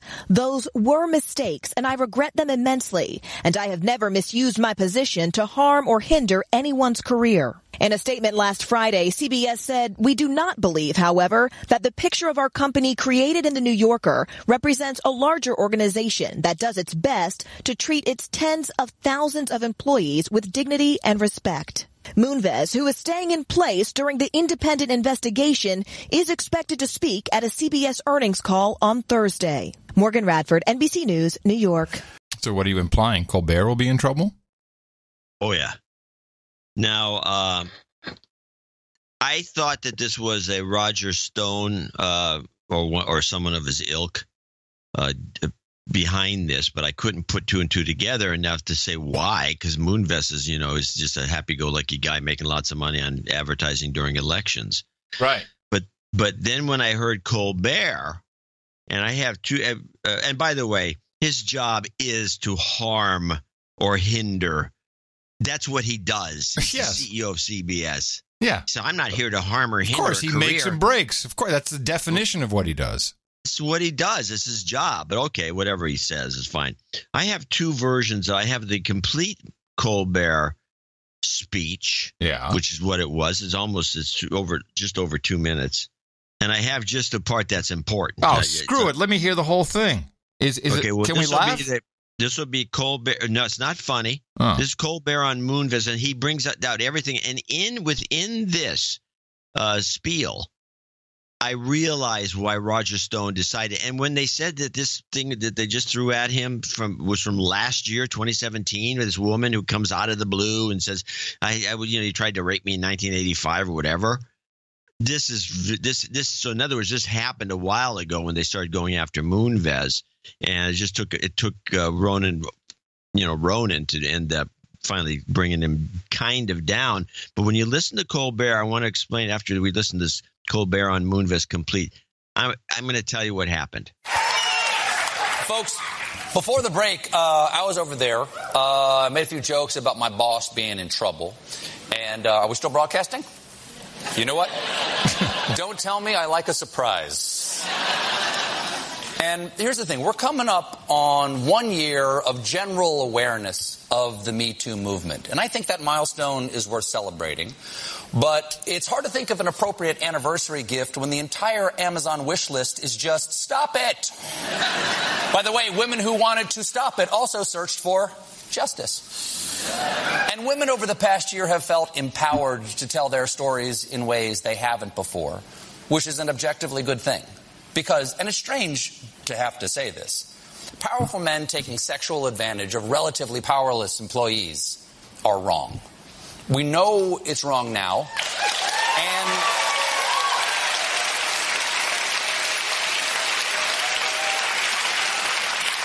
and we knew it was wrong then. And how do we know we knew it was wrong then? Because we know these men tried to keep the stories from coming out back then. I don't remember any ads in Variety saying, "Congratulations to me on all the butt I'm groping." Wait, he's really going to do a 2-minute apology for this guy? Is that what this is going to wind up to be? No. Oh. That said, and this is obviously naive on a certain level, the revelations and accusations of the past year, just in the entertainment industry alone, have been shocking. To me. To many of the women I know, it has brought a welcome sense of relief that something's finally happening. Now, as a middle-aged guy with some power in the entertainment industry, I may not be the ideal person to address this kind of systemic abuse. Who am I to judge? I'm a Catholic, still. And when I go to confession, I have things to confess. First, that I don't go to confession. And that I just lied to you for a bit. But this weekend, some people asked me, probably because I work here, what do you think is going to happen? I don't know. I don't know who does know. In a situation like this, I'd normally call less. But over the past year, there's been a lot of discussion about whether the disappearing of the accused from public life is the right thing to do. And I get that there should be levels of response. But I understand why that disappearing happens. Because there's a JFK quote that I like, and I cite a fair amount on this show, and it's that those who make peaceful revolution impossible make violent revolution inevitable. And for so long, for women in the workplace, there was no change, no justice for the abused. So we shouldn't be surprised that when the change comes, it comes radically. This roar is just a natural backlash to all that silence. So I don't know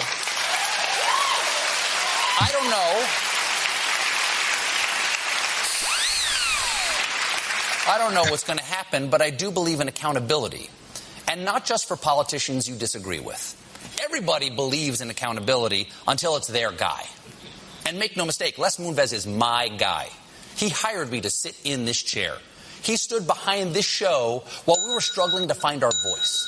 He gave us the time and the resources to succeed, and he has stood by us when people were mad at me. And I like working for him. But accountability is meaningless unless it's for everybody, whether it's the leader of a network or the leader of the free world. We'll be right back. Luckily, we got Trump in there just at the very end. Thank goodness. Good work. He slipped that in. So he threw Moonves under the bus. Yeah. After he goes on and says the thing that I think triggered the whole thing. I didn't realize that Moonves, according to Colbert right there, made his show happen. He's the one who hired him. David Letterman always bitched about the fact that Moonves never asked him once who he should hire as his replacement. He was irked about it. And nobody consulted anybody. It was Moonves who picked Colbert and put him in the show. And then it was Moonves who helped him along the way. And it was probably Moonves who directed him to become this anti-Trump kind of a caricature. That would be enough to make Moonves a target of a Roger Stone. Yeah. Well, okay. Now, I just want to remind you, that's not how Colbert started out. In fact, he was failing until he started becoming Mr. Anti-Trump. Yes, and that's who pushed him in that direction. Les Moonves. Yeah, he was failing, and he said so himself. And Les Moonves really wanted that because, and we probably have the clip somewhere, he knows that just brings more ratings with the controversy over the president, which brings in ads. He was very vocal about that in his shareholder meeting, how great the president is for advertising. Right. So but this makes him a target of a Roger Stone dirty trick. Yes. And this is paying off. Meanwhile, yes, go ahead. Well, meanwhile, if I'm Colbert and I had a guy do this for me, pick me out of the blue, put me in the show, nobody else got me on the show. He put me in the show. He fixes the show, which I believe he probably did because the guy is something of a programming genius. He's smart, yeah. He fixes the show so Colbert thrives, and he supports Colbert. And Colbert himself says they hated me, they did this, and Moonves helped. Instead of just shutting up or even defending Moonves, because Moonves says he didn't do any of this stuff, and he's my guy, and so I'm gonna support him because he's the guy that. In other words, instead of taking one for the team or falling on the sword or doing anything that you would do for somebody who did all that for you, instead of doing that, he condemns Moonves. He goes out of his way. Can you believe the gall of this guy? He goes out of his way to do it even. Yes. He didn't have to do this long bit. You heard it. I think if Moonves somehow stays in, which it's possible because the CBS guys aren't stupid, and they can do we'll suspend him. They can do some of the things you should do. Yeah. And Moonves gets his job back. This guy is out. I like it. Put it in the book. It needs to be in the book. Yeah, it's going in the book. Outstanding. And by the way, here's the other thing. Here's another thing that's a problem with what he did. If somebody new comes in, how can you trust this guy? Right. He's now untrustworthy because you don't do this to your boss. Yeah, Colbert kind of loses either way. Yeah, he can't win. He's done. Why would he have done that? Because he's stupid. He actually believes his own propaganda. I mean, he thinks higher. I think he's got a big ego or something. This was the single dumbest thing I've ever seen a guy at that level do. Do you think he could be taken down by a Me Too thing? I think he's pretty judgment proof. I don't think so. He's a real choir boy. Seems unlikely. I mean, it's possible he could trump up something, but I don't think they need to. He's just killed himself right there. It's unbelievably crazy because he's just showing off. I think I'm a big shot and I think everyone should be accountable, including my boss, after all the things his boss went through for him. He should have just been quiet. Yeah, he didn't have to do any of that. Yeah.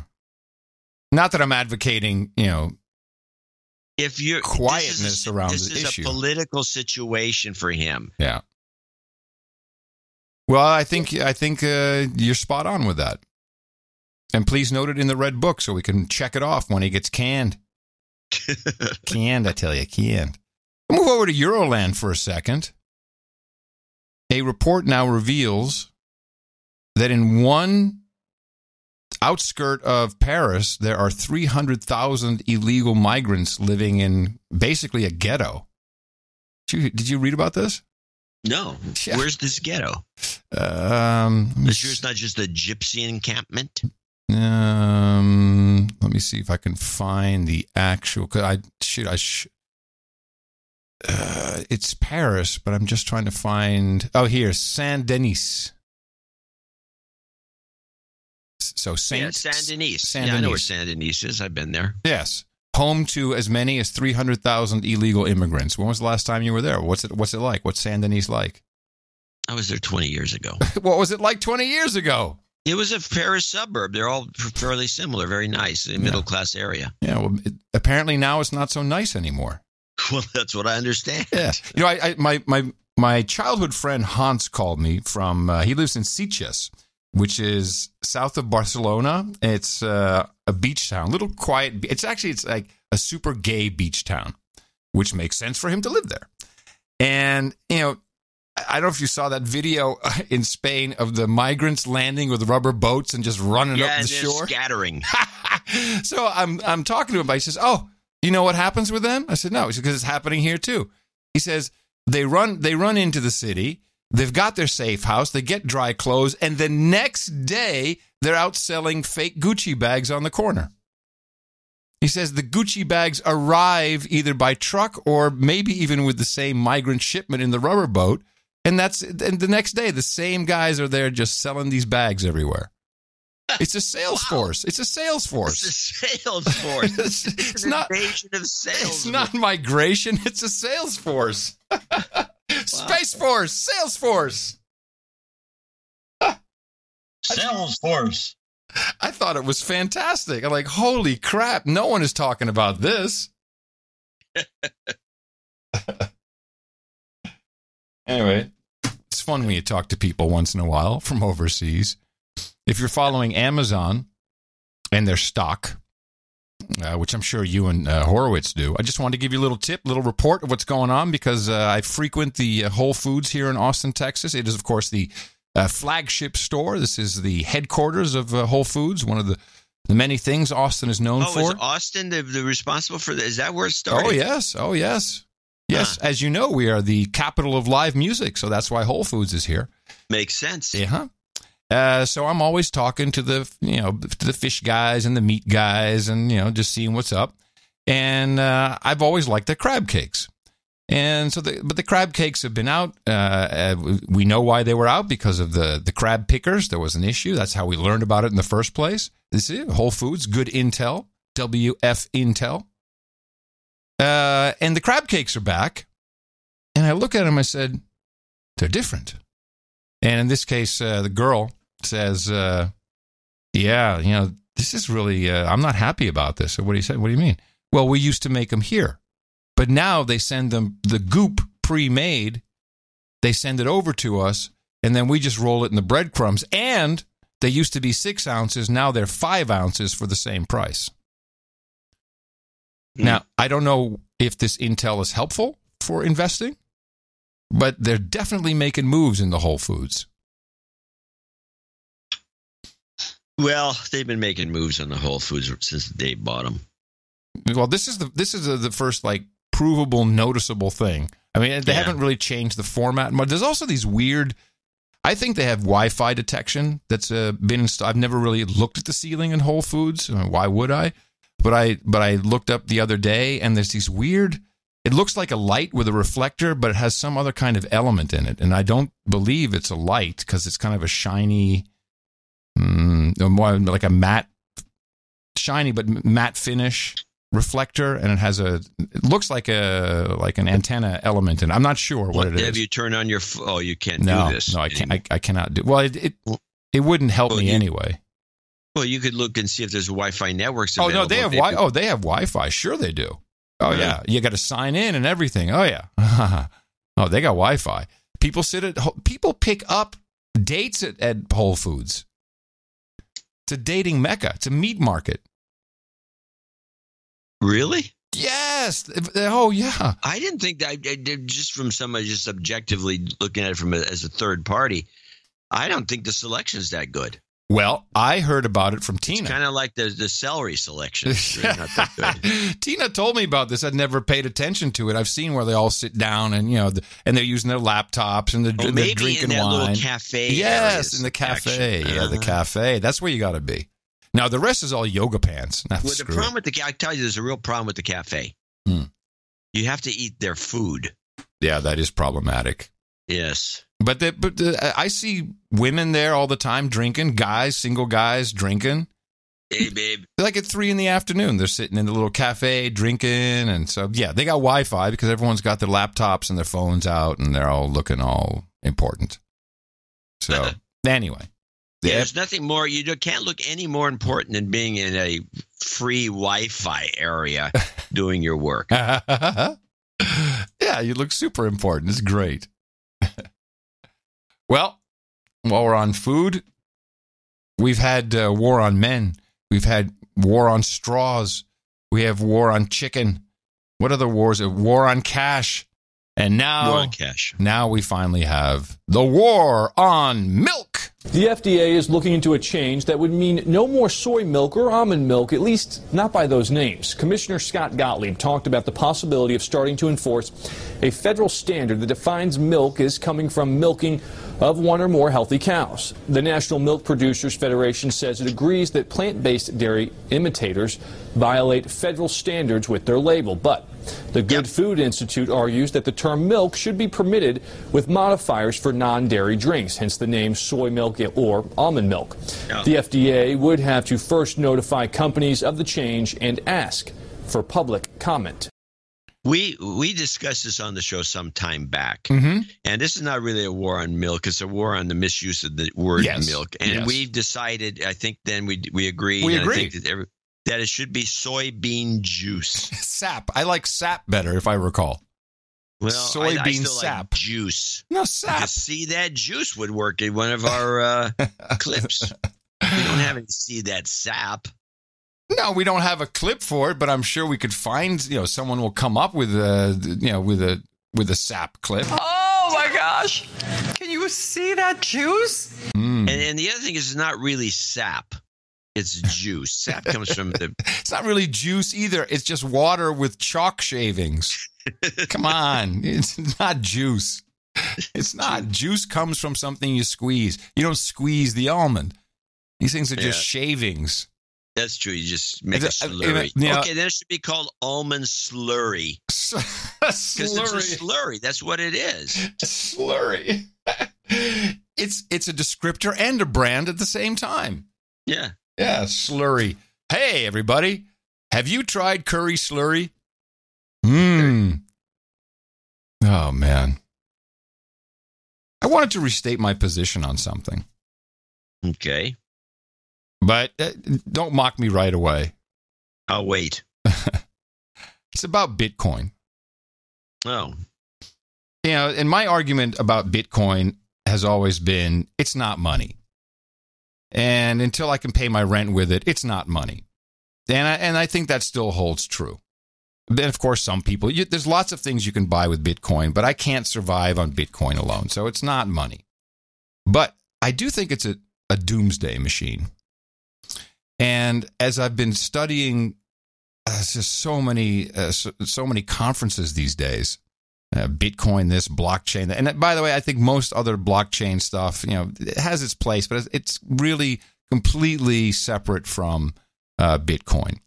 And I noticed this myself when my daughter, she needed my credit card for some travel thing, and she only has a debit card, and they were hassling her about it. And she said, I'll pay you back. Just give me your bank details. I'm like, or my manager will pay you back, whatever it is. Like, no, please don't do that. It never works. It never arrives. There's always a problem. PayPal is the same. It's like, put a hold on you. Put a hold on your account. It's a big pain in the ass. So I said, just send it to me in Bitcoin. And, an hour later, I have it. Now, that to me was an eye-opener. I was like, there's a very complicated process that just got circumvented. And it was very easy for me. I have a Bitcoin, Coinbase, whatever account. So it was easy to turn that into dollars. And it was, there was less, if anything changed in the dollar to Bitcoin price at that moment, it was made up by the fact that there wasn't a $25 processing fee. So there's something to this. And, I think what has happened is Bitcoin has been misevangelized for 10 years. And the real power now I'm starting to see is twofold. One is it is absolutely storable. You can store value in this for, a short period of time without much risk. And you can do things that are really quite impossible, which is transferring money across the world. So hands down, fantastic utility. The other thing that it does is it has a set built-in inflation schedule. So the way that Bitcoin, it does have inflation. When it first started 10 years ago, it was about 1,000%, and or a little the timeline is a little off, but about 1,000%. And now it's very consistent. It's gone down to 4.2% or around 4% inflation. But we will see this change as according to its inflation schedule, which is hard coded. It can't be manipulated by a central bank or by the Federal Reserve.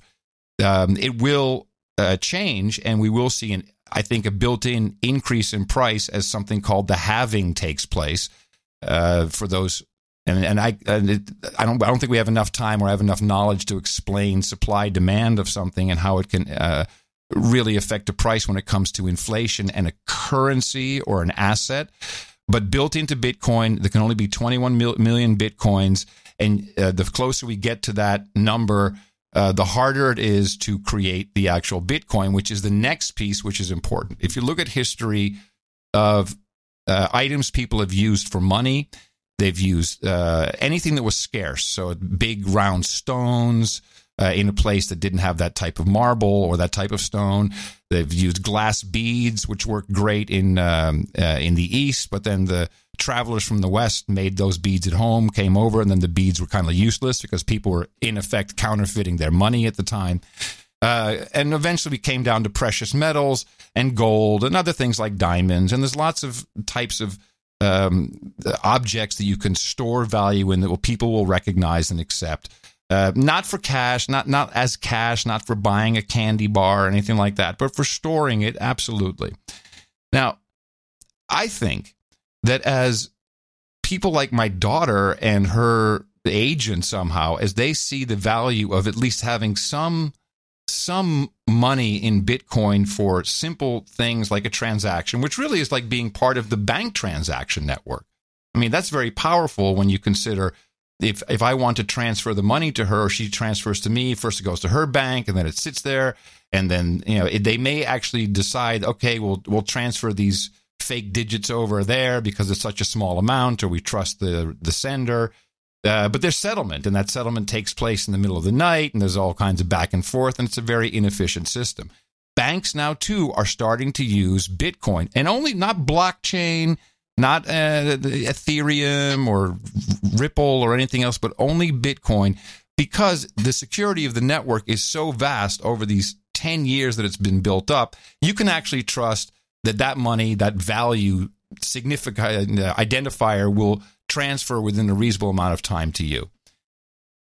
I think that we will see at least one central bank decide to probably to start buying Bitcoin, and it may already be happening, but I think someone will announce it. It'll be some weird-ass country, and it could trigger everybody jumping onto this.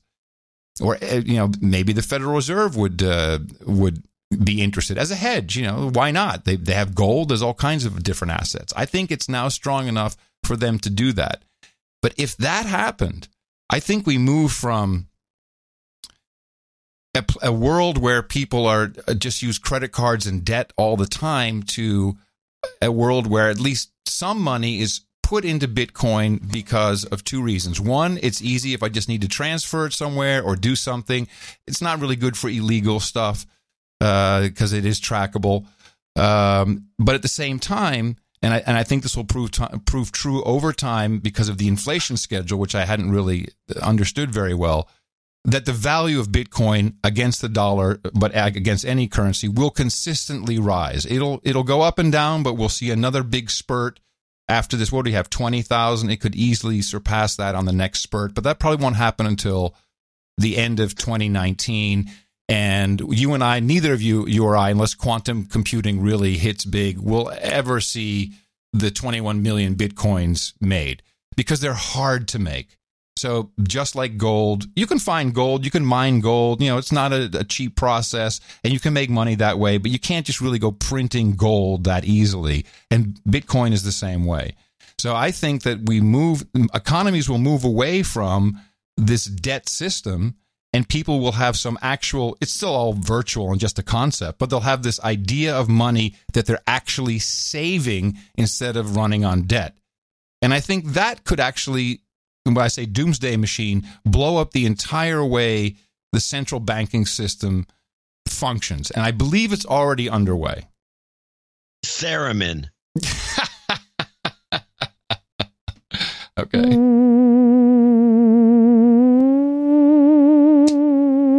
Yeah, I didn't think you'd be too into it.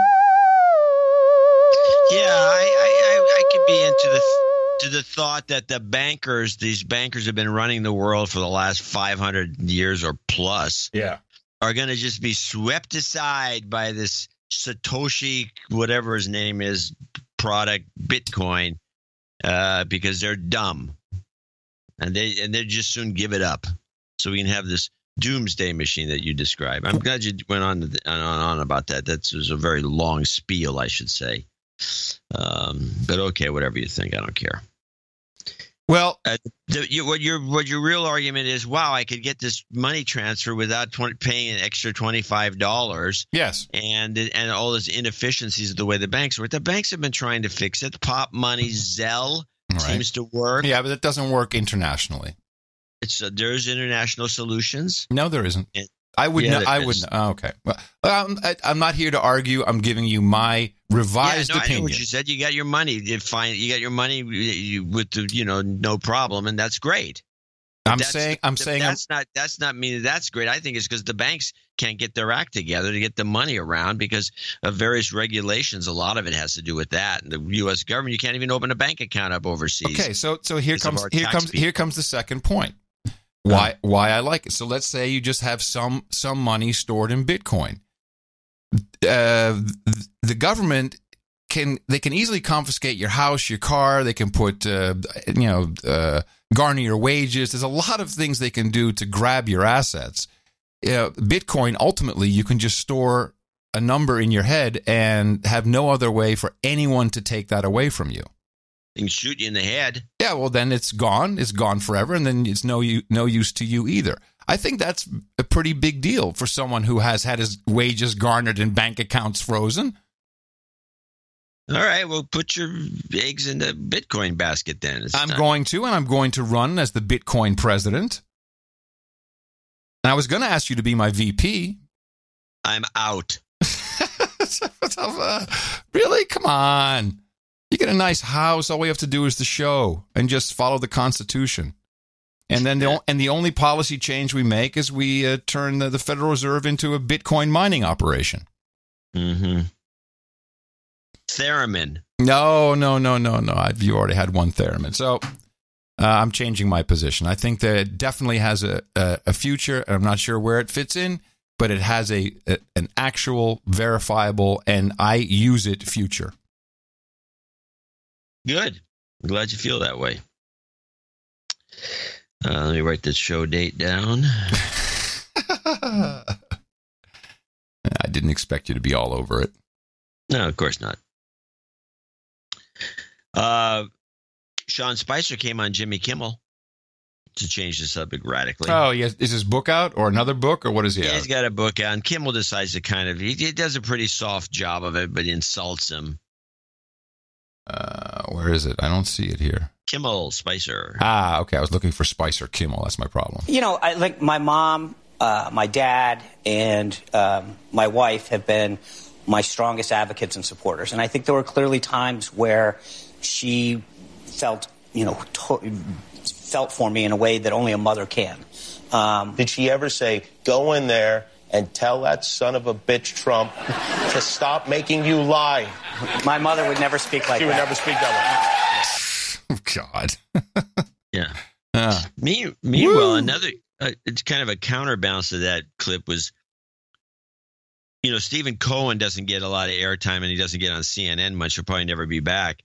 But Seymour Hersh also kind of disappeared from the scene. He was blackballed. He was a Pulitzer Prize-winning, highly decorated investigative he's journalist. One of the great. He's a role model investigative journalist. But he came on something and he just threw a commentary out. I believe this was on CNN or or maybe not. But I thought this was worth listening to. I think the days I worked were much simpler days. Now we have something called cable news, 24-hour news, and which is so easily manipulated by the White House and by others, particularly people in Congress with one axe to grind.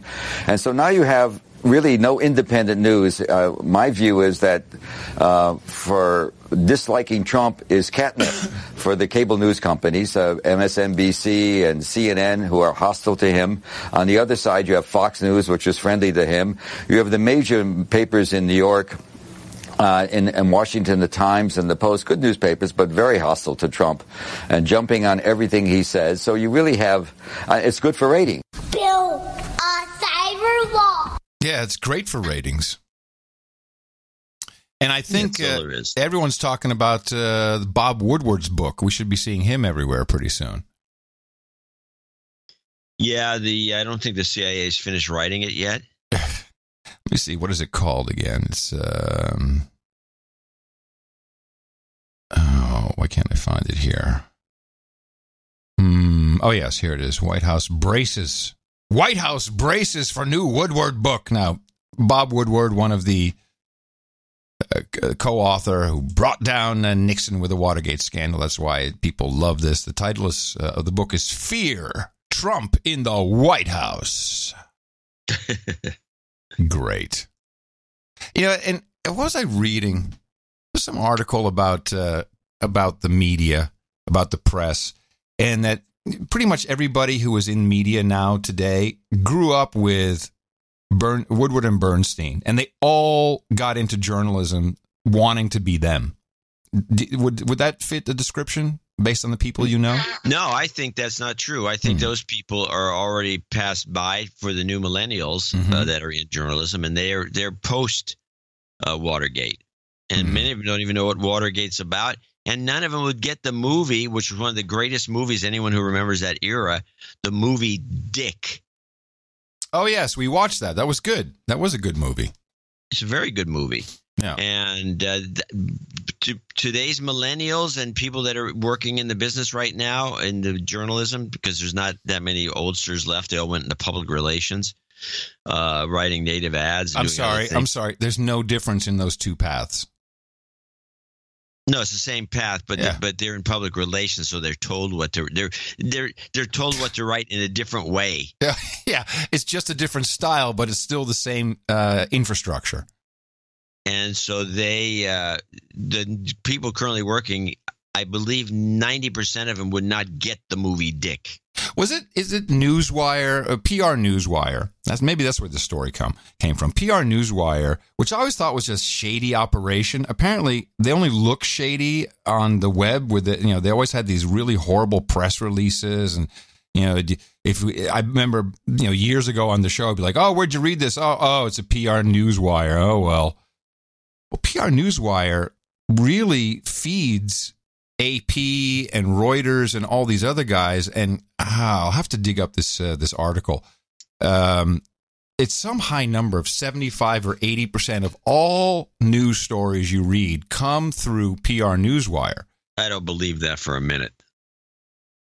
I think PR Newswire is huge, and they produce so much copy that a lot of news stories do get picked up from these, what I think are many times lame news. These are classic old public relations news releases, which always require, which has way too much input from the company, requiring that our CEO needs to be quoted stuff.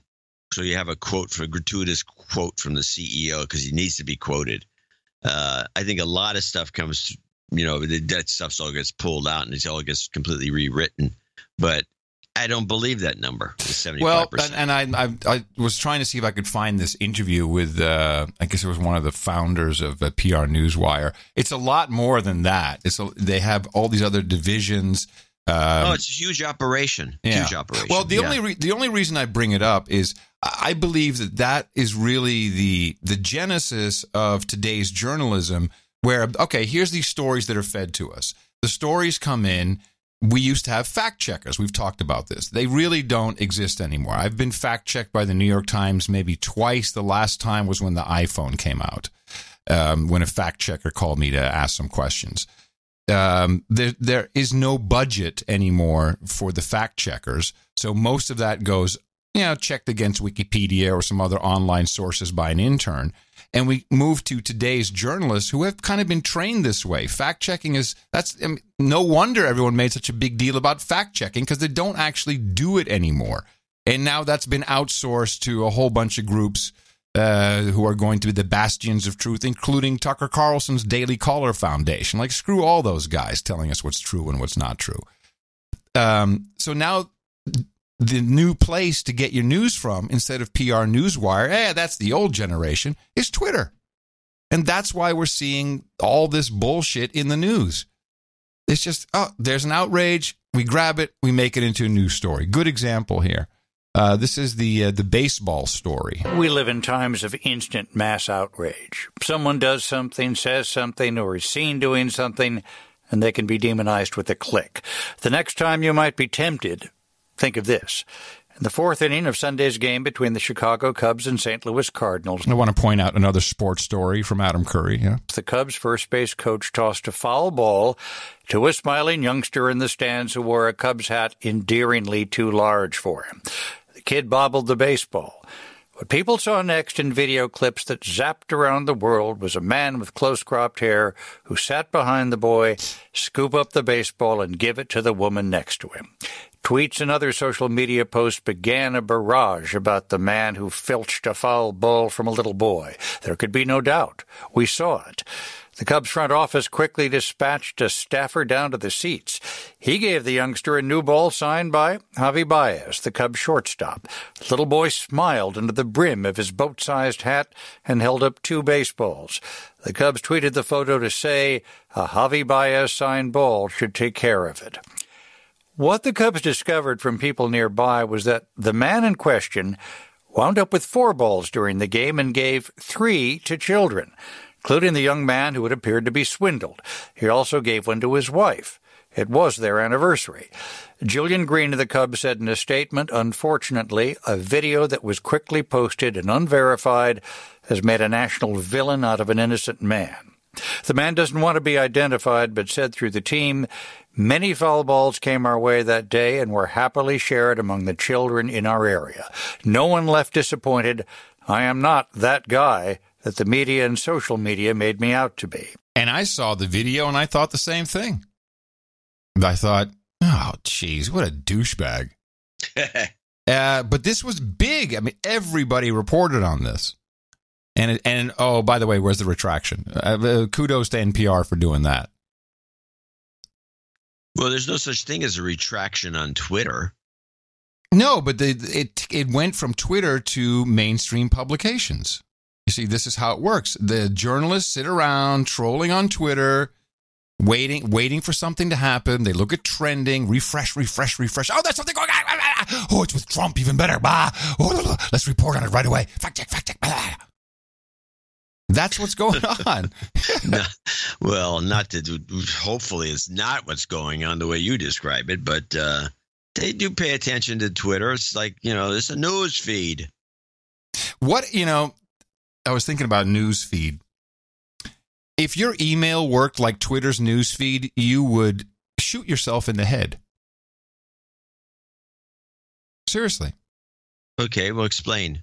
What, you're looking at your news feed, all of a sudden an old email pops up? Oh, wait, there's an email from someone who didn't send the email to me, but it was posted there because someone who I know received the email, so I got a copy. No, why does email work? Because it's one feed, one inbox, chronological order. Oh, it's somewhere down there. Yeah, somewhere Tuesday. You see the difference? It's a huge difference. Yeah, and it's so. Well, one is a method of communication. The other one's a method of mass micro-blogging by the public at large, to which you either subscribe to or don't. But time, the essence of time is what people, it's the only thing we really have in our heads is we understand to some degree time. And an overview of something. No, I think that the what Twitter has done, and they're really messing around with their feed now, is stupid. They're going to end up like Facebook. People are going to hate it. It's going to end. People are going to hate it. People are flocking away. Facebook's going to go under next week. That's right. Are you crazy? I don't know about that much. It's not going to go under. What do you mean Facebook's going to go under next? What are you saying? I mean, the way you're saying, people are bailing out. They hate it. You're the only guy I know who's bailed out. And I'm still not convinced you're not going to go back. Well, I'm seeing a different trend. Yeah, because you're bailing out, and you're like this. Unlike me, you're like the guy who gave up smoking. And although you're not this type, but you're like the guy when it comes to Facebook. Maybe you are, but you're like the guy who gives up smoking and then makes a big fuss, or a guy who gives up alcohol is even worse. Makes a big fuss over everybody who didn't give it up, or still drinks, or still smokes. That's the way you are with Facebook. You quit Facebook, and now you see it all as negative, and you're just projecting your hate. No, you're projecting your bullshit on me right now, because I am just informing you of things I'm seeing and trending. It has nothing to do with what my personal belief is about Facebook. Okay, well, I'll not talk about it. The show will be 10 minutes shorter, douche. No, you hate Facebook, and now you're hating on Twitter. I'm not hating on Twitter. I'm telling you that they're changing things that are detrimental to what they do. That's a legitimate statement. It has nothing to do with I hate Facebook. And I resent you saying that, honestly. Well, I'm sorry you resent that, but you don't like Facebook. But you view me through the filters that you are, my friend, so I'll leave it at that. Well, I've never used Facebook, so I don't really know. No, fine. When it comes to Twitter, I use Twitter a lot, and I don't see any changes. I think it's the same crappy system it's always been. They don't take it. They leave. They kind of. The only thing I've seen actually is people like Devin Nunes and these people that used to just subvert by bouncing them and putting a clown bozo filter on them. I'm now seeing their feeds. Hold on a second. I just need to put my Q glasses on. I feel better that way. Go ahead. Continue. I'm seeing an improvement in the kind of feeds I get on Twitter. I think they've fixed some of their problems, or at least they've covered them up in a positive way. Okay. Great. Okay, so? No, nothing so. I mean, I'm theremin. I'm just a theremin has a someone lot who to do stopped with it. smoking and is just angry and pointing it out. Yeah. No, that's not. It's not true. All right. But okay. Change the subject then. No, you please go ahead. Let's hear your fabulous things you have brought today. I got nothing. I'm going to show my support by donating to No Agenda. Imagine all the people who could do that. Oh yeah, that'd be fab. Yeah, on No Agenda in the morning. All right, we have a few people to thank for the show. 1056, including, I've got a note from this guy. Duke Anonymous. Let's see, Duke named Benonymous. He says, I've been something of a douchebag due to an extended gap in employment. He is a Duke. So I must atone for it with a magic number donation. 161.79.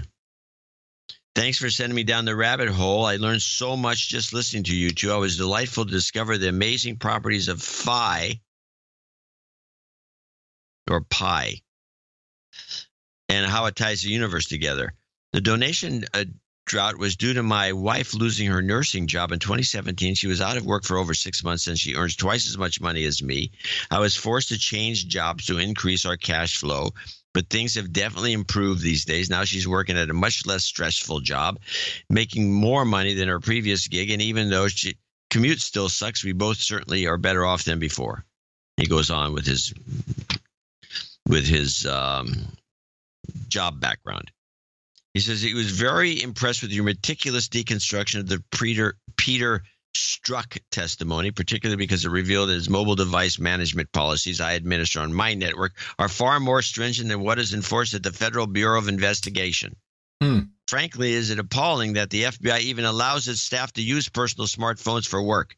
In our network, we lock down all company-issued phones, so we not only block users from installing unapproved apps or games on the devices, we can track their usage, monitor text messaging, and wipe the phone clean if it's ever lost or stolen. If a user wants to use their personal smartphone to access work email, they must first enroll their device with a company portal. I know the guys like this. We knew a guy like this. We maintain that all company data is isolated in a secure encrypted container. He goes on about bitching about these guys. Hey. Why is the Justice Department of the United States government using weaker security policies than our little 1,300 user network? Anyway. Phi, not pi. Phi. Phi. P-H-I. Phi 16179. Was that the donation? Yeah. It's the golden ratio. Ah, right. Yeah. Just an old Facebook angry man over here, Don. What do I know? Hey, get off it. Jonathan Hess in Heidelberg, Deutschland. 10101. Thanks for the sanity. No jingles, no karma. Two anonymous donations, both for $100 for some reason. One in Baltimore. Keep my donation anonymous from Baltimore. Here's a nice hundo for your hard work. Anonymous 100. Please keep me anonymous. Okay. Jeez. You know, you can do $249.99 donations, and that's a guarantee. This is no guarantee. Sir Chuck, Nomadic Knight of the 49th Parallel, also $100. Huh. I'm contributing $100. Thank you for both for the entertaining and informative job. Baron Latikin, Sir Fack Bass in Houston, Texas, $100. He's going to get a title change. He becomes a baronet today. Baronet Yanamin? Yanamin.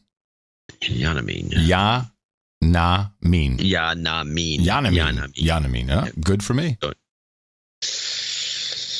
Michael DeLozier in Merville, Tennessee, 9009, which is the Perky Boobs donation.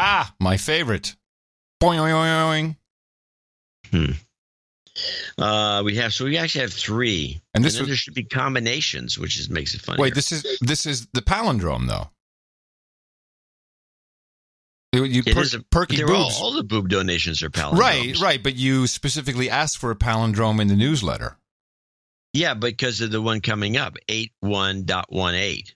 It was the date of the newsletter. Right. So these are not just perky boobs. These are calls to action. Am I missing something? Yeah, it's calls to action. Women, wear a bra. No. You said do a palindrome. Here's the donation, 8118. Yeah, he did a palindrome. Yeah. Okay. And he did say it. He says also a palindrome. So he was referring to the 8118 with a little extra money. No, he's the only one, by the way. Morgan Neck, but these people did donate 8118. It was another gimmick. Morgan Neck, Robert Cohen, Heilko Santima in Santima in Houghton. You want some job karma? We can get that at the end for you. And then we got this huge note, which I'm not going to read. From Debo. That's Debo from Toledo. Yeah, Debo from Toledo. Hugs and kisses. Was hit in the mouth by a fellow X-ray technician about 2 years ago. Aaron, but he needs a de-douching. Okay. You've been de-douched. Okay, well, that would be nice if I put that in there and then the cursor worked. Al Aversa in Charles City County, Virginia, 8118. You got 10 people that did this. Robert Dieter in Sacramento, California. Sir Leiron of Circletown, Dothan, Alabama.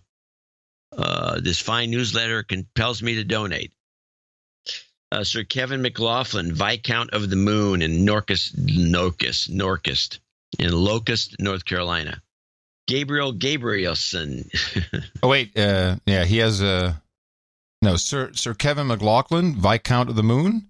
Yeah. He wants an F cancer for his Uncle Huey. So we'll do that at the end. Okay, good. Paul Gabrielson, 8118. Sir Gott Nate in Sebastopol, 6969. Jason Sparks in Reynoldsburg, Ohio, 6006.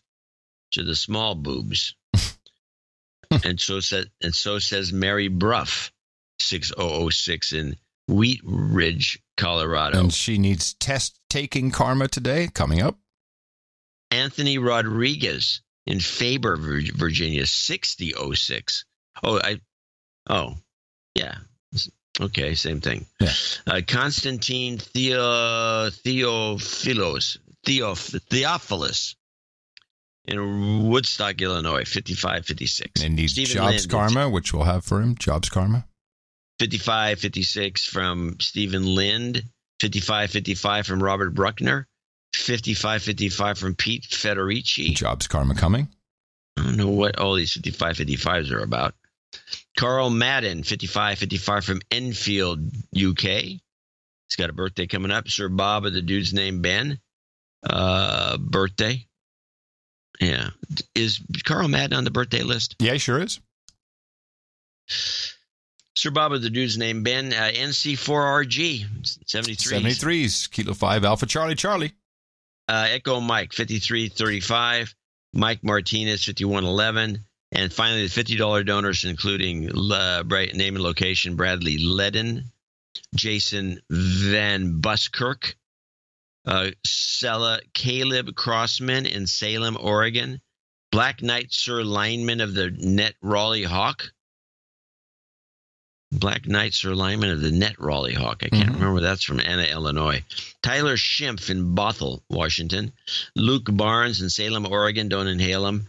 Michael Barco in Salem, Oregon. Again, different guy, both in Salem. That's interesting. Hey, Luke Barnes, I'm just reading his note here. Sadly, this will be my first and most likely last donation, at least for some time. I recently purchased a house, and I'm a full-time college student, so money is tight. No kidding, you could have 2 houses and more time on your hands. And he wants a de-douching, so I'm going to just give him a de-douching. You've been de-douched.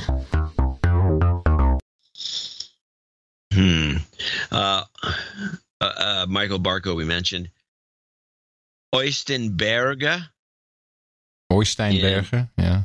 In Netherlands. Yep. John Horner in Bay, St. Louis, Mississippi. Sir Brian Watson in Raleigh, North Carolina. And last but not least, Oakland's Sir Alan Beam. I want to thank all these folks for helping us out on show 1056. Yeah, good showing, everybody. Thank you very much. This is our value for value model. We've been doing it for a while. It's a grand experiment, and so far it's been working. We're still on the air. Everybody provides value to the network. That is no agenda one way or the other, and we cannot do it without the financial donations. It's really the easiest way.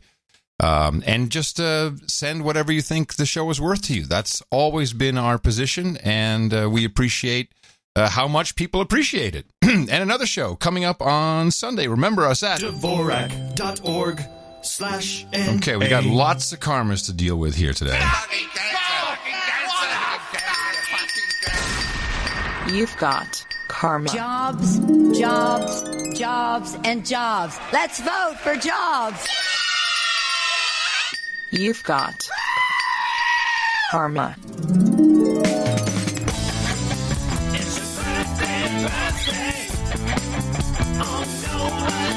And here's your list for today. It is August 2nd, 2018. Sir Bob of the dude's name, Ben, celebrated on July 30th. He's also known as November Charlie for Romeo Golf. Carl Madden turns 52 today. And we say happy birthday in advance to Jennifer, a.k.a. Viking Mom, and executive producer on today's program. She'll turn 40 on August 17th. Happy birthday from everybody here at the best podcast in the universe. It's your birthday, yeah. Title changes.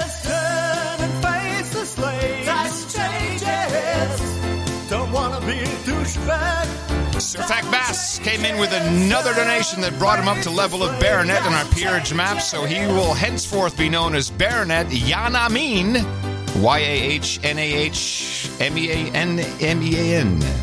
Yanamean. And we congratulate him with that and thank him profusely for his contributions to the No Agenda show. And then we need to mention we've got 2 meetups happening. We have August 10th in Seattle, Washington from 6 p.m. to 8 p.m. at Vaughn's 1000 Spirits. Sounds like a drinking hole to me. Downtown Seattle. Are you familiar with this establishment? No, but it's going to be, I think if you go to, Mimi's got something set up. I'm going to send a mailing out. I'll mention in the next newsletter. We'll have some details. Yeah, meetup.com, I think. She's really taken over the group. What happened? All of a sudden she's in. Boom, she's taking care of business. I don't know. Maybe we're not making enough money. I have no idea, but she did do that, and she's got these things posted there. I don't like meetup.com. No one seems to really like it. Because, for one thing, they do cutoffs and that you don't want. Like, for example, I don't think you need to RSVP for these things. I think you just show up. There's a big one in Washington, D.C., I think you're about to mention. Yes. That is apparently going to have 45 people or something for some reason. Well, half the CIA is going to be there. Well, let's hope so. It's in Arlington, actually. In Arlington, Virginia, August 12th from 12 p.m. to 3 p.m. at Lyon Hall. Lyon, Lyon Hall. What is this, Lyon Hall? They had a lot of RSVPs, like a lot. Huh. And I just don't. These things, generally speaking, get about 20 people, 25 people. Sounds about right for the little area because this is not a national meetup. Right. And I don't know that we have that many people. I don't see donations. How many donations we had today from Washington D.C.? None. We often have one or two from Arlington. Maybe from time to time one from Richmond, Virginia comes in, but that doesn't count. Richmond's not a CIA area. Well, here, let me sort. Check it out. This will be cool. Okay, how do I sort? Can I just right-click and say sort? No, of course not. Yeah, of course that would be make too much sense. How the hell do I know? Thanks, Microsoft. I don't know how to do this. Data? I mean, where's sort? Never mind. You're never going to get it. I'm never going to find it. Just scroll down and you can maybe see a Virginia. Well, we had Faber, Virginia. That's one. Is that anywhere near That's the only one that I can see. Did we have another? I thought we had another Arlington. What about Maryland? Where's Maryland? We got no Maryland. Not really. No. Fairfax, Virginia. No, that would count. Yeah, that definitely counts. And Strasburg, Virginia. Best show ever. I won't say who it is because it's $20, but they're down at the bottom. There's a few. Oh, okay. So, what do we know? Well, we'll see, won't we? Well, hey, there's just stuff in the ballot box. I was going to say, hey, Virginia, step it up. If there's so many of them, I mean, Canadia's beating you. Oh, yeah. Canadian beats Virginia usually on every show. Yeah. Just BC.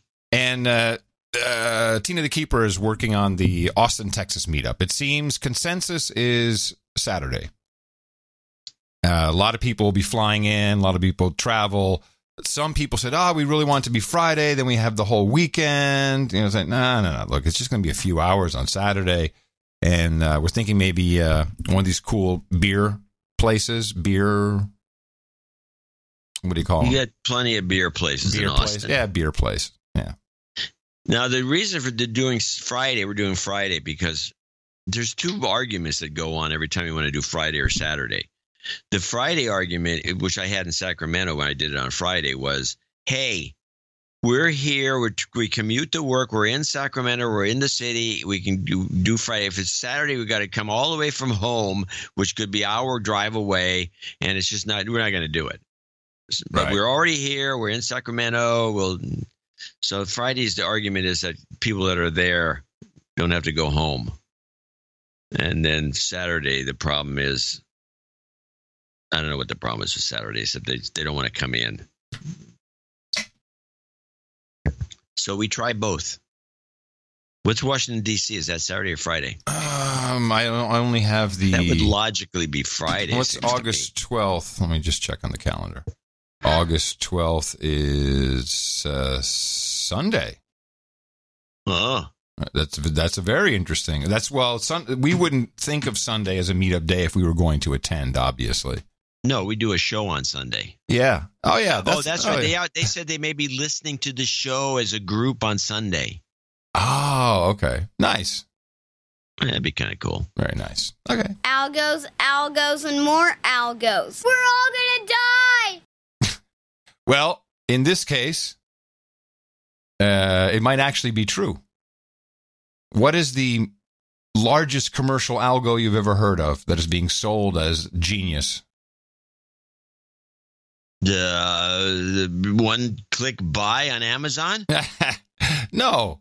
Watson, of course. What Watson was designed to do was to give practicing oncologists recommendations at the point of care to treat patients who are in front of them. And according to IBM, at least in its marketing, these recommendations were supposed to be based on its analysis of real patient data. These internal documents that we reviewed found, in fact, that was not the case. The way the system was trained was hypothetical scenarios, and recommendations were being fed into it by doctors at Memorial Sloan Kettering who were basically inputting their own preferences for treatment. Doctors on the other end of that who were using the system were finding that the recommendations just were not very valuable or relevant in the care of the patients. Or in some cases, it looks like in your writing, they could have been harmful. One patient who was hemorrhaging, who was bleeding, Watson recommended a medication that you're not supposed to give when somebody's bleeding. In some cases, the recommendations that were put out through the system were inaccurate, had no foundation in clinical guidelines, and in some cases were found to be unsafe or dangerous to patients. But has anybody died from this or had a negative outcome from Watson's recommendations? That we know, nobody has been harmed as a result of the recommendations. Watson gives recommendations, and they're designed to be used in concert with a physician who would consider them and decide whether or not to put them in place for a patient. So we don't have any evidence that as a result of any of its recommendations, a physician has been led down the wrong path and given a patient treatment that's been harmful. Mm-hmm. But what's clear is that in the case of the use of this technology, IBM is essentially experimenting with it in real time. Following the algos, following the algos. Following the algos. I think our stock tip of the day is to short IBM. Well, I wouldn't give a stock tip like that because they do other stuff. But this thing has been a scam since the get-go when they were on the Jeopardy show. And the reason it had all the answers, true, but it got them right. But it had to jump on hitting the button. Yeah, of course it did. Of course. So you say the answer as soon as they ask the question, boom! It's just the instant button hit because there's no hand movement to go down and slam the button. There's nothing physical, and so that was it should have been discounted. Yeah, well, it wasn't. But now it's making very incorrect recommendations. Yeah, that's good. And to have your flagship product, consumer-facing flagship product, to be labeled as experimenting in real time with people's health, I don't think that's a good look. Say the least. Okay, that's why I'm... Well, they lied to us then because they didn't just have one bunch of guys from Sloan Kettering. What? I have the story, I think, that may be something to watch. Okay. Now, this is, we had the dog. We know about the dogs. Dogs. You mean dogs being people, too? Yeah, and dogs being everywhere and too many dogs. There's dogs everywhere. It's unbelievable. The dog walking, the whole thing. Now, this is a very strange story.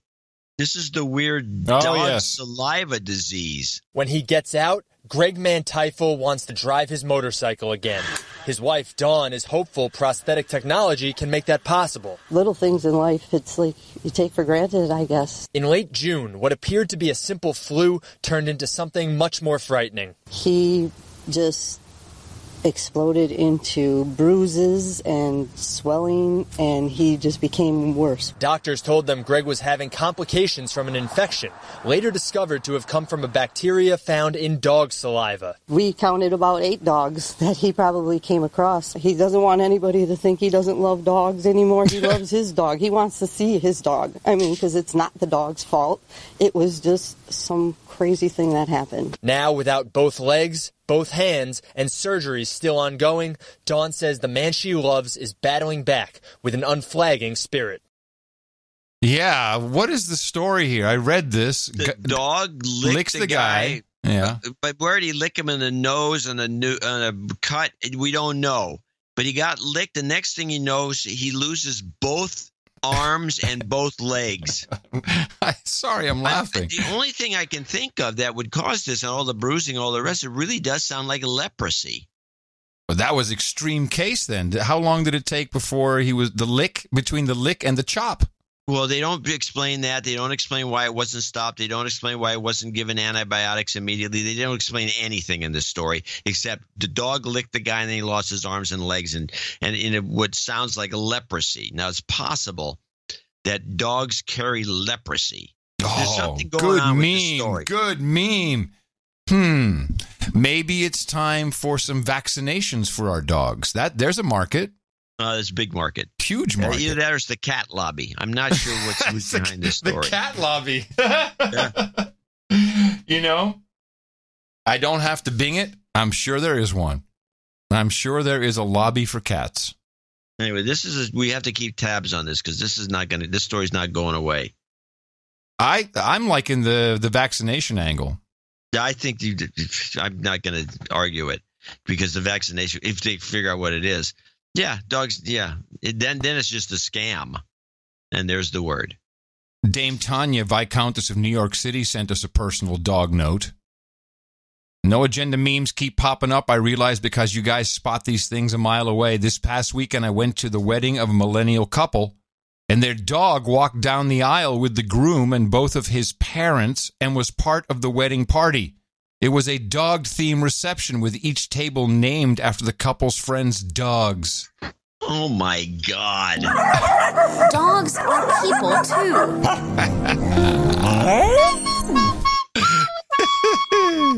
That jingle apparently triggers dogs worldwide whenever we play it. No, it's probably because of the barking. You think? All right, here's another one. This is it's kind of a sad story, but this is like the naive. I don't know I really don't want to say anything bad about this story or about these people or about anything. I mean, I think it was probably a great idea at the time. Sounds like a good idea and everybody appreciated it. But this is the American bikers who were killed in Tajikistan. ISIS has been decimated, but it is still active, not only in Iraq and Syria, but farther east in Central Asia, where the group says it killed an American couple that was bike riding around the world. Here's Chip Reed. A little more than a year ago, Jay Austin and Lauren Gagan gave up their comfortable office jobs in Washington, D.C., he with the federal government, she with Georgetown University, for the adventure of a lifetime, traveling the world by bicycle. On their website, Simply Cycling, they chronicled their adventures as they pedaled thousands of miles through Africa, Europe, and Central Asia. Austin wrote of bumpy roads, strong headwinds, and tough challenges, but also of the freedom to see some amazing places, meet some wonderful people, and spend lots and lots of time with a really lovely girl. The dream for the 29-year-old couple ended suddenly Sunday in Tajikistan, near the border with Afghanistan, when they and two European cyclists were killed by suspected terrorists who ran into them with a car, then attacked them with knives. 3 other Europeans in the group were injured. ISIS, whose membership has been growing in recent years in predominantly Muslim Tajikistan, claimed responsibility for the attack. Tajik authorities say police tracked down the 5 suspects and killed 4 of them. Yeah, this has been filmed apparently, although I haven't seen the video. Well, they hit the bikers first, and then they got out of the car and started stabbing them. Yeah, that's messed up.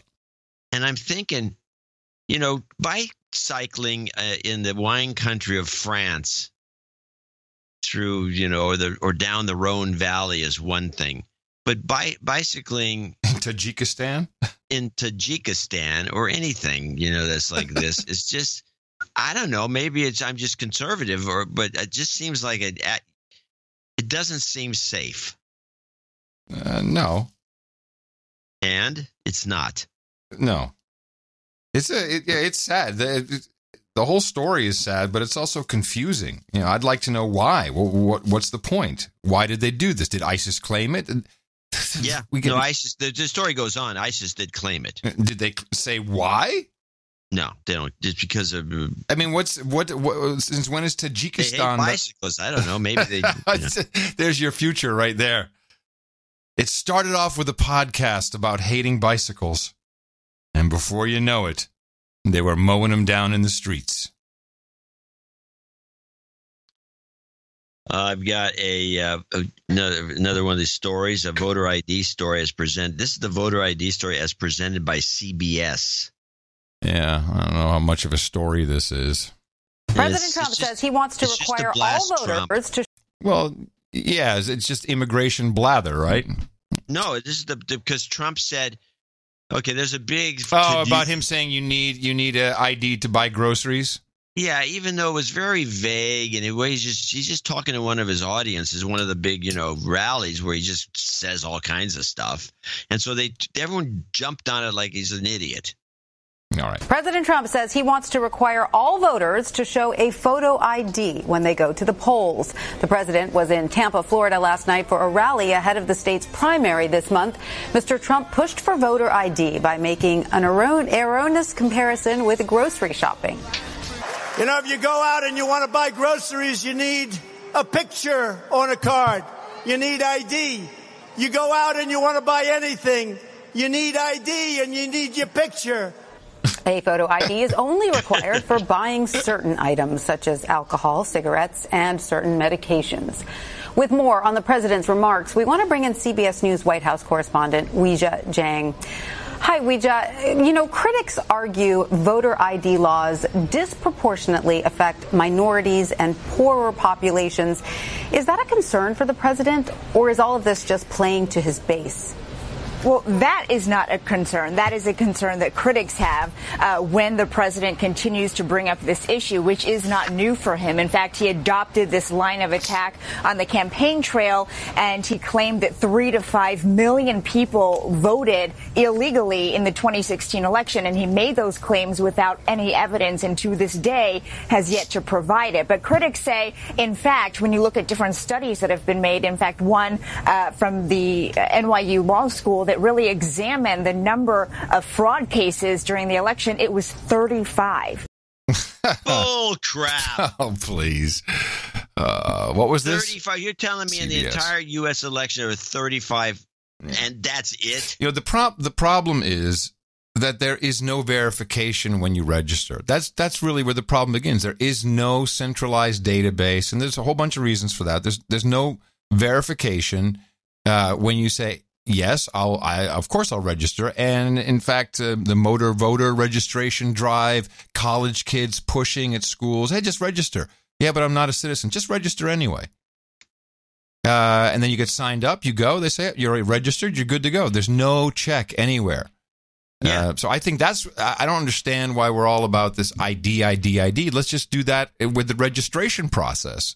That's where I think it would be best solved. Is make sure that's when you have to prove your citizenship. And that can be done in a number of ways. And then you can show up with no ID, I guess, which is the case. Not exactly the case, but kind of the case. Kind of. I think that's where the problem is. Well, it's definitely one of the problems. Dead people voting's another one. Yeah. And I'm sure there's more than 35 dead people who voted. To me, it's shocking that the registration process has no verification. I mean, it makes no sense. It doesn't seem like it would be really hard to cross-reference that. And you don't need to know what party someone's registered as. If you registered, okay, check.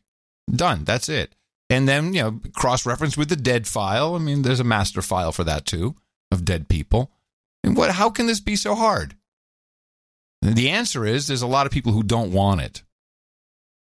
And I think that's probably because illegal votes are votes. Illegal votes are votes too. So I don't think it behooves anybody. And if you had to go through too much rigmarole, it's just less people going to turn. Actually, it seems like a great idea for politicians. Don't they want less people turning out? The fewer, the better? Depends. Depends. Some people want a lot of fake votes. If I'm running and I can get all the fake votes, hey, yeah, I'm all for it. Good to go. No voter registration, no nothing. Let's just vote. All right. Vote me in.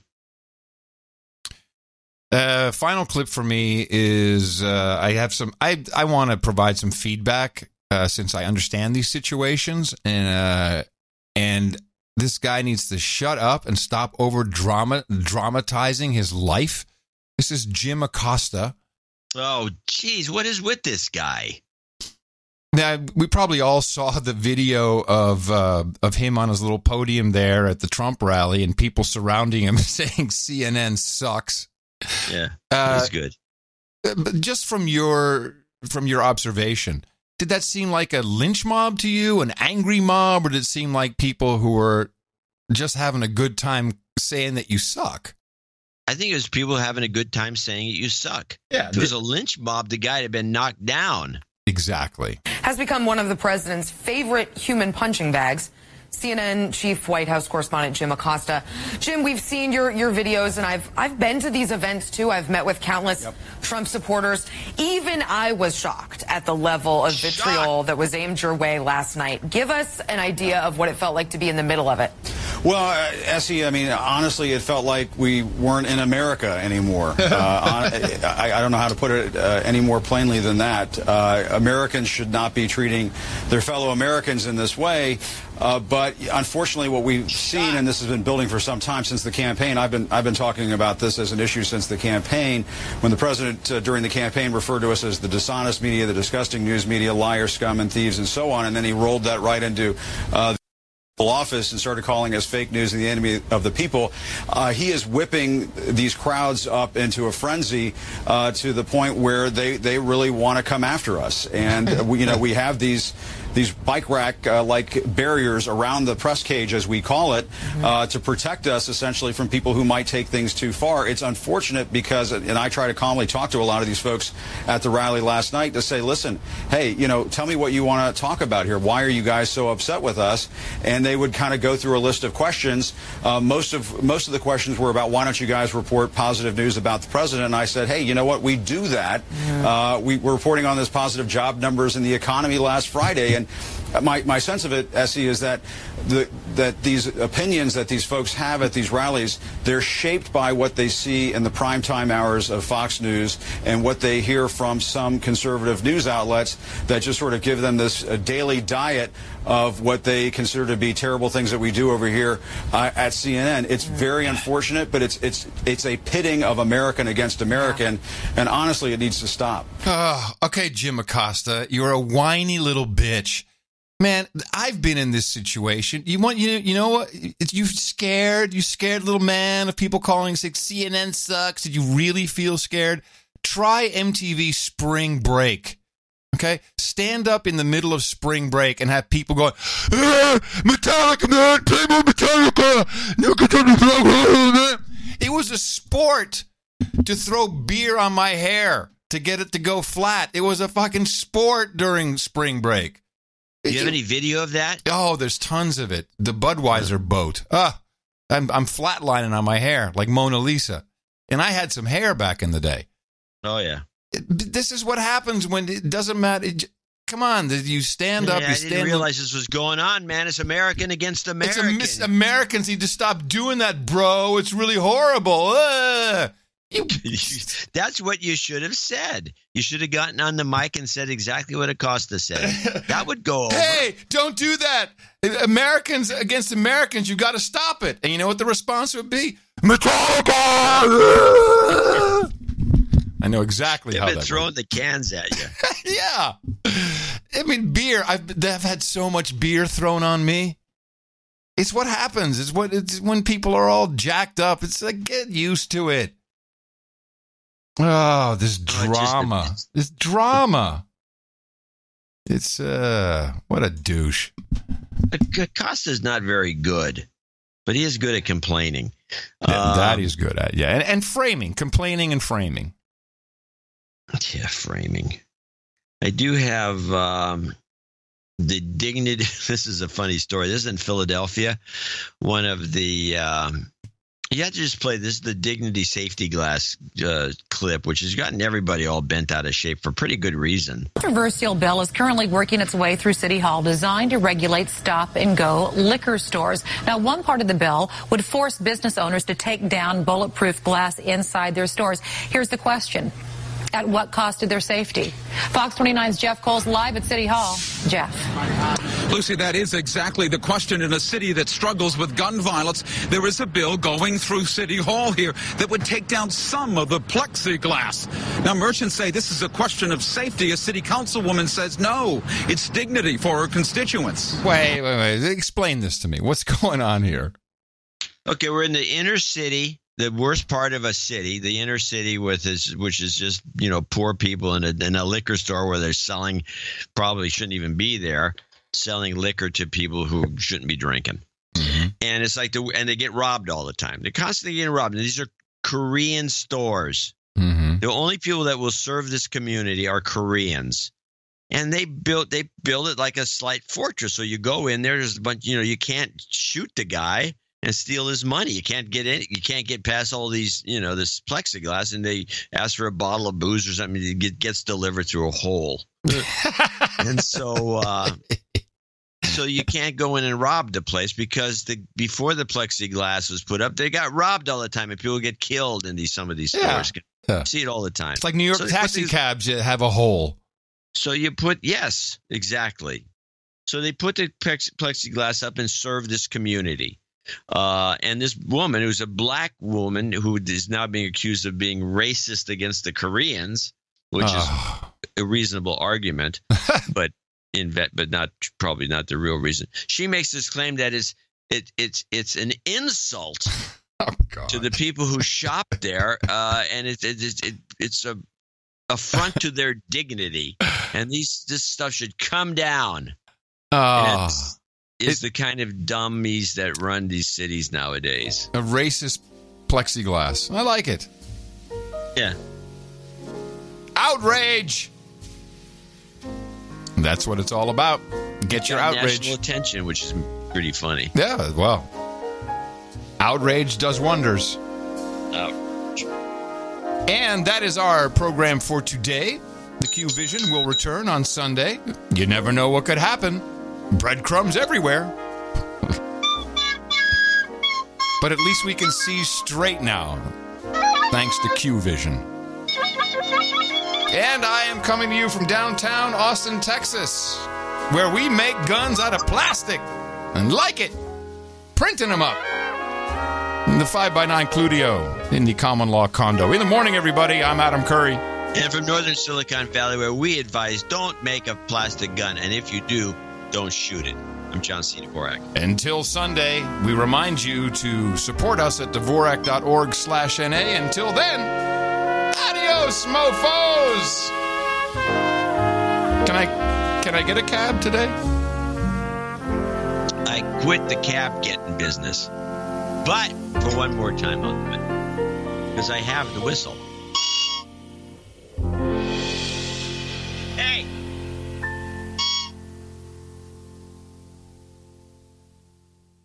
Build a cyber wall.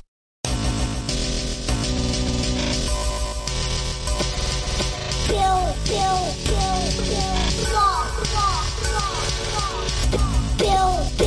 Build wall. Cyber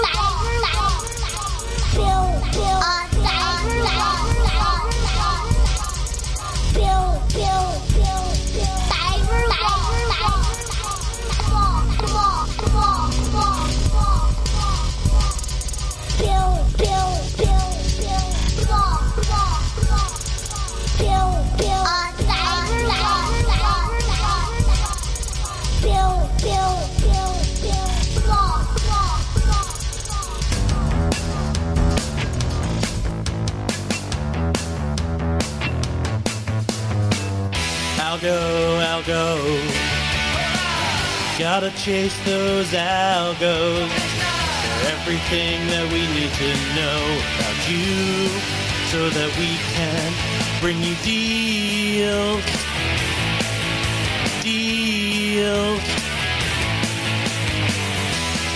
Shadow banning on their site, or it's also called shadow banning. They got caught in Twitter's troll trap. Shadow ban, shadow ban, shadow ban, shadow ban, de-shadow ban, shadow ban. But I think I'm shadow banned from myself.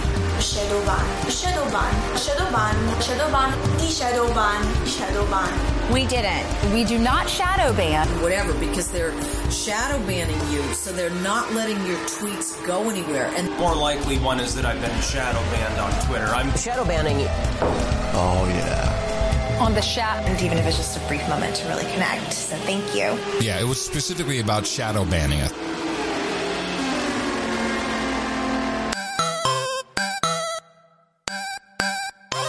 Best podcast in the universe. Adios, mofo. Dvorak.org/NA. It's a terrorist's dream, a hijacker's dream. Somebody who wants to hurt you can make their own gun.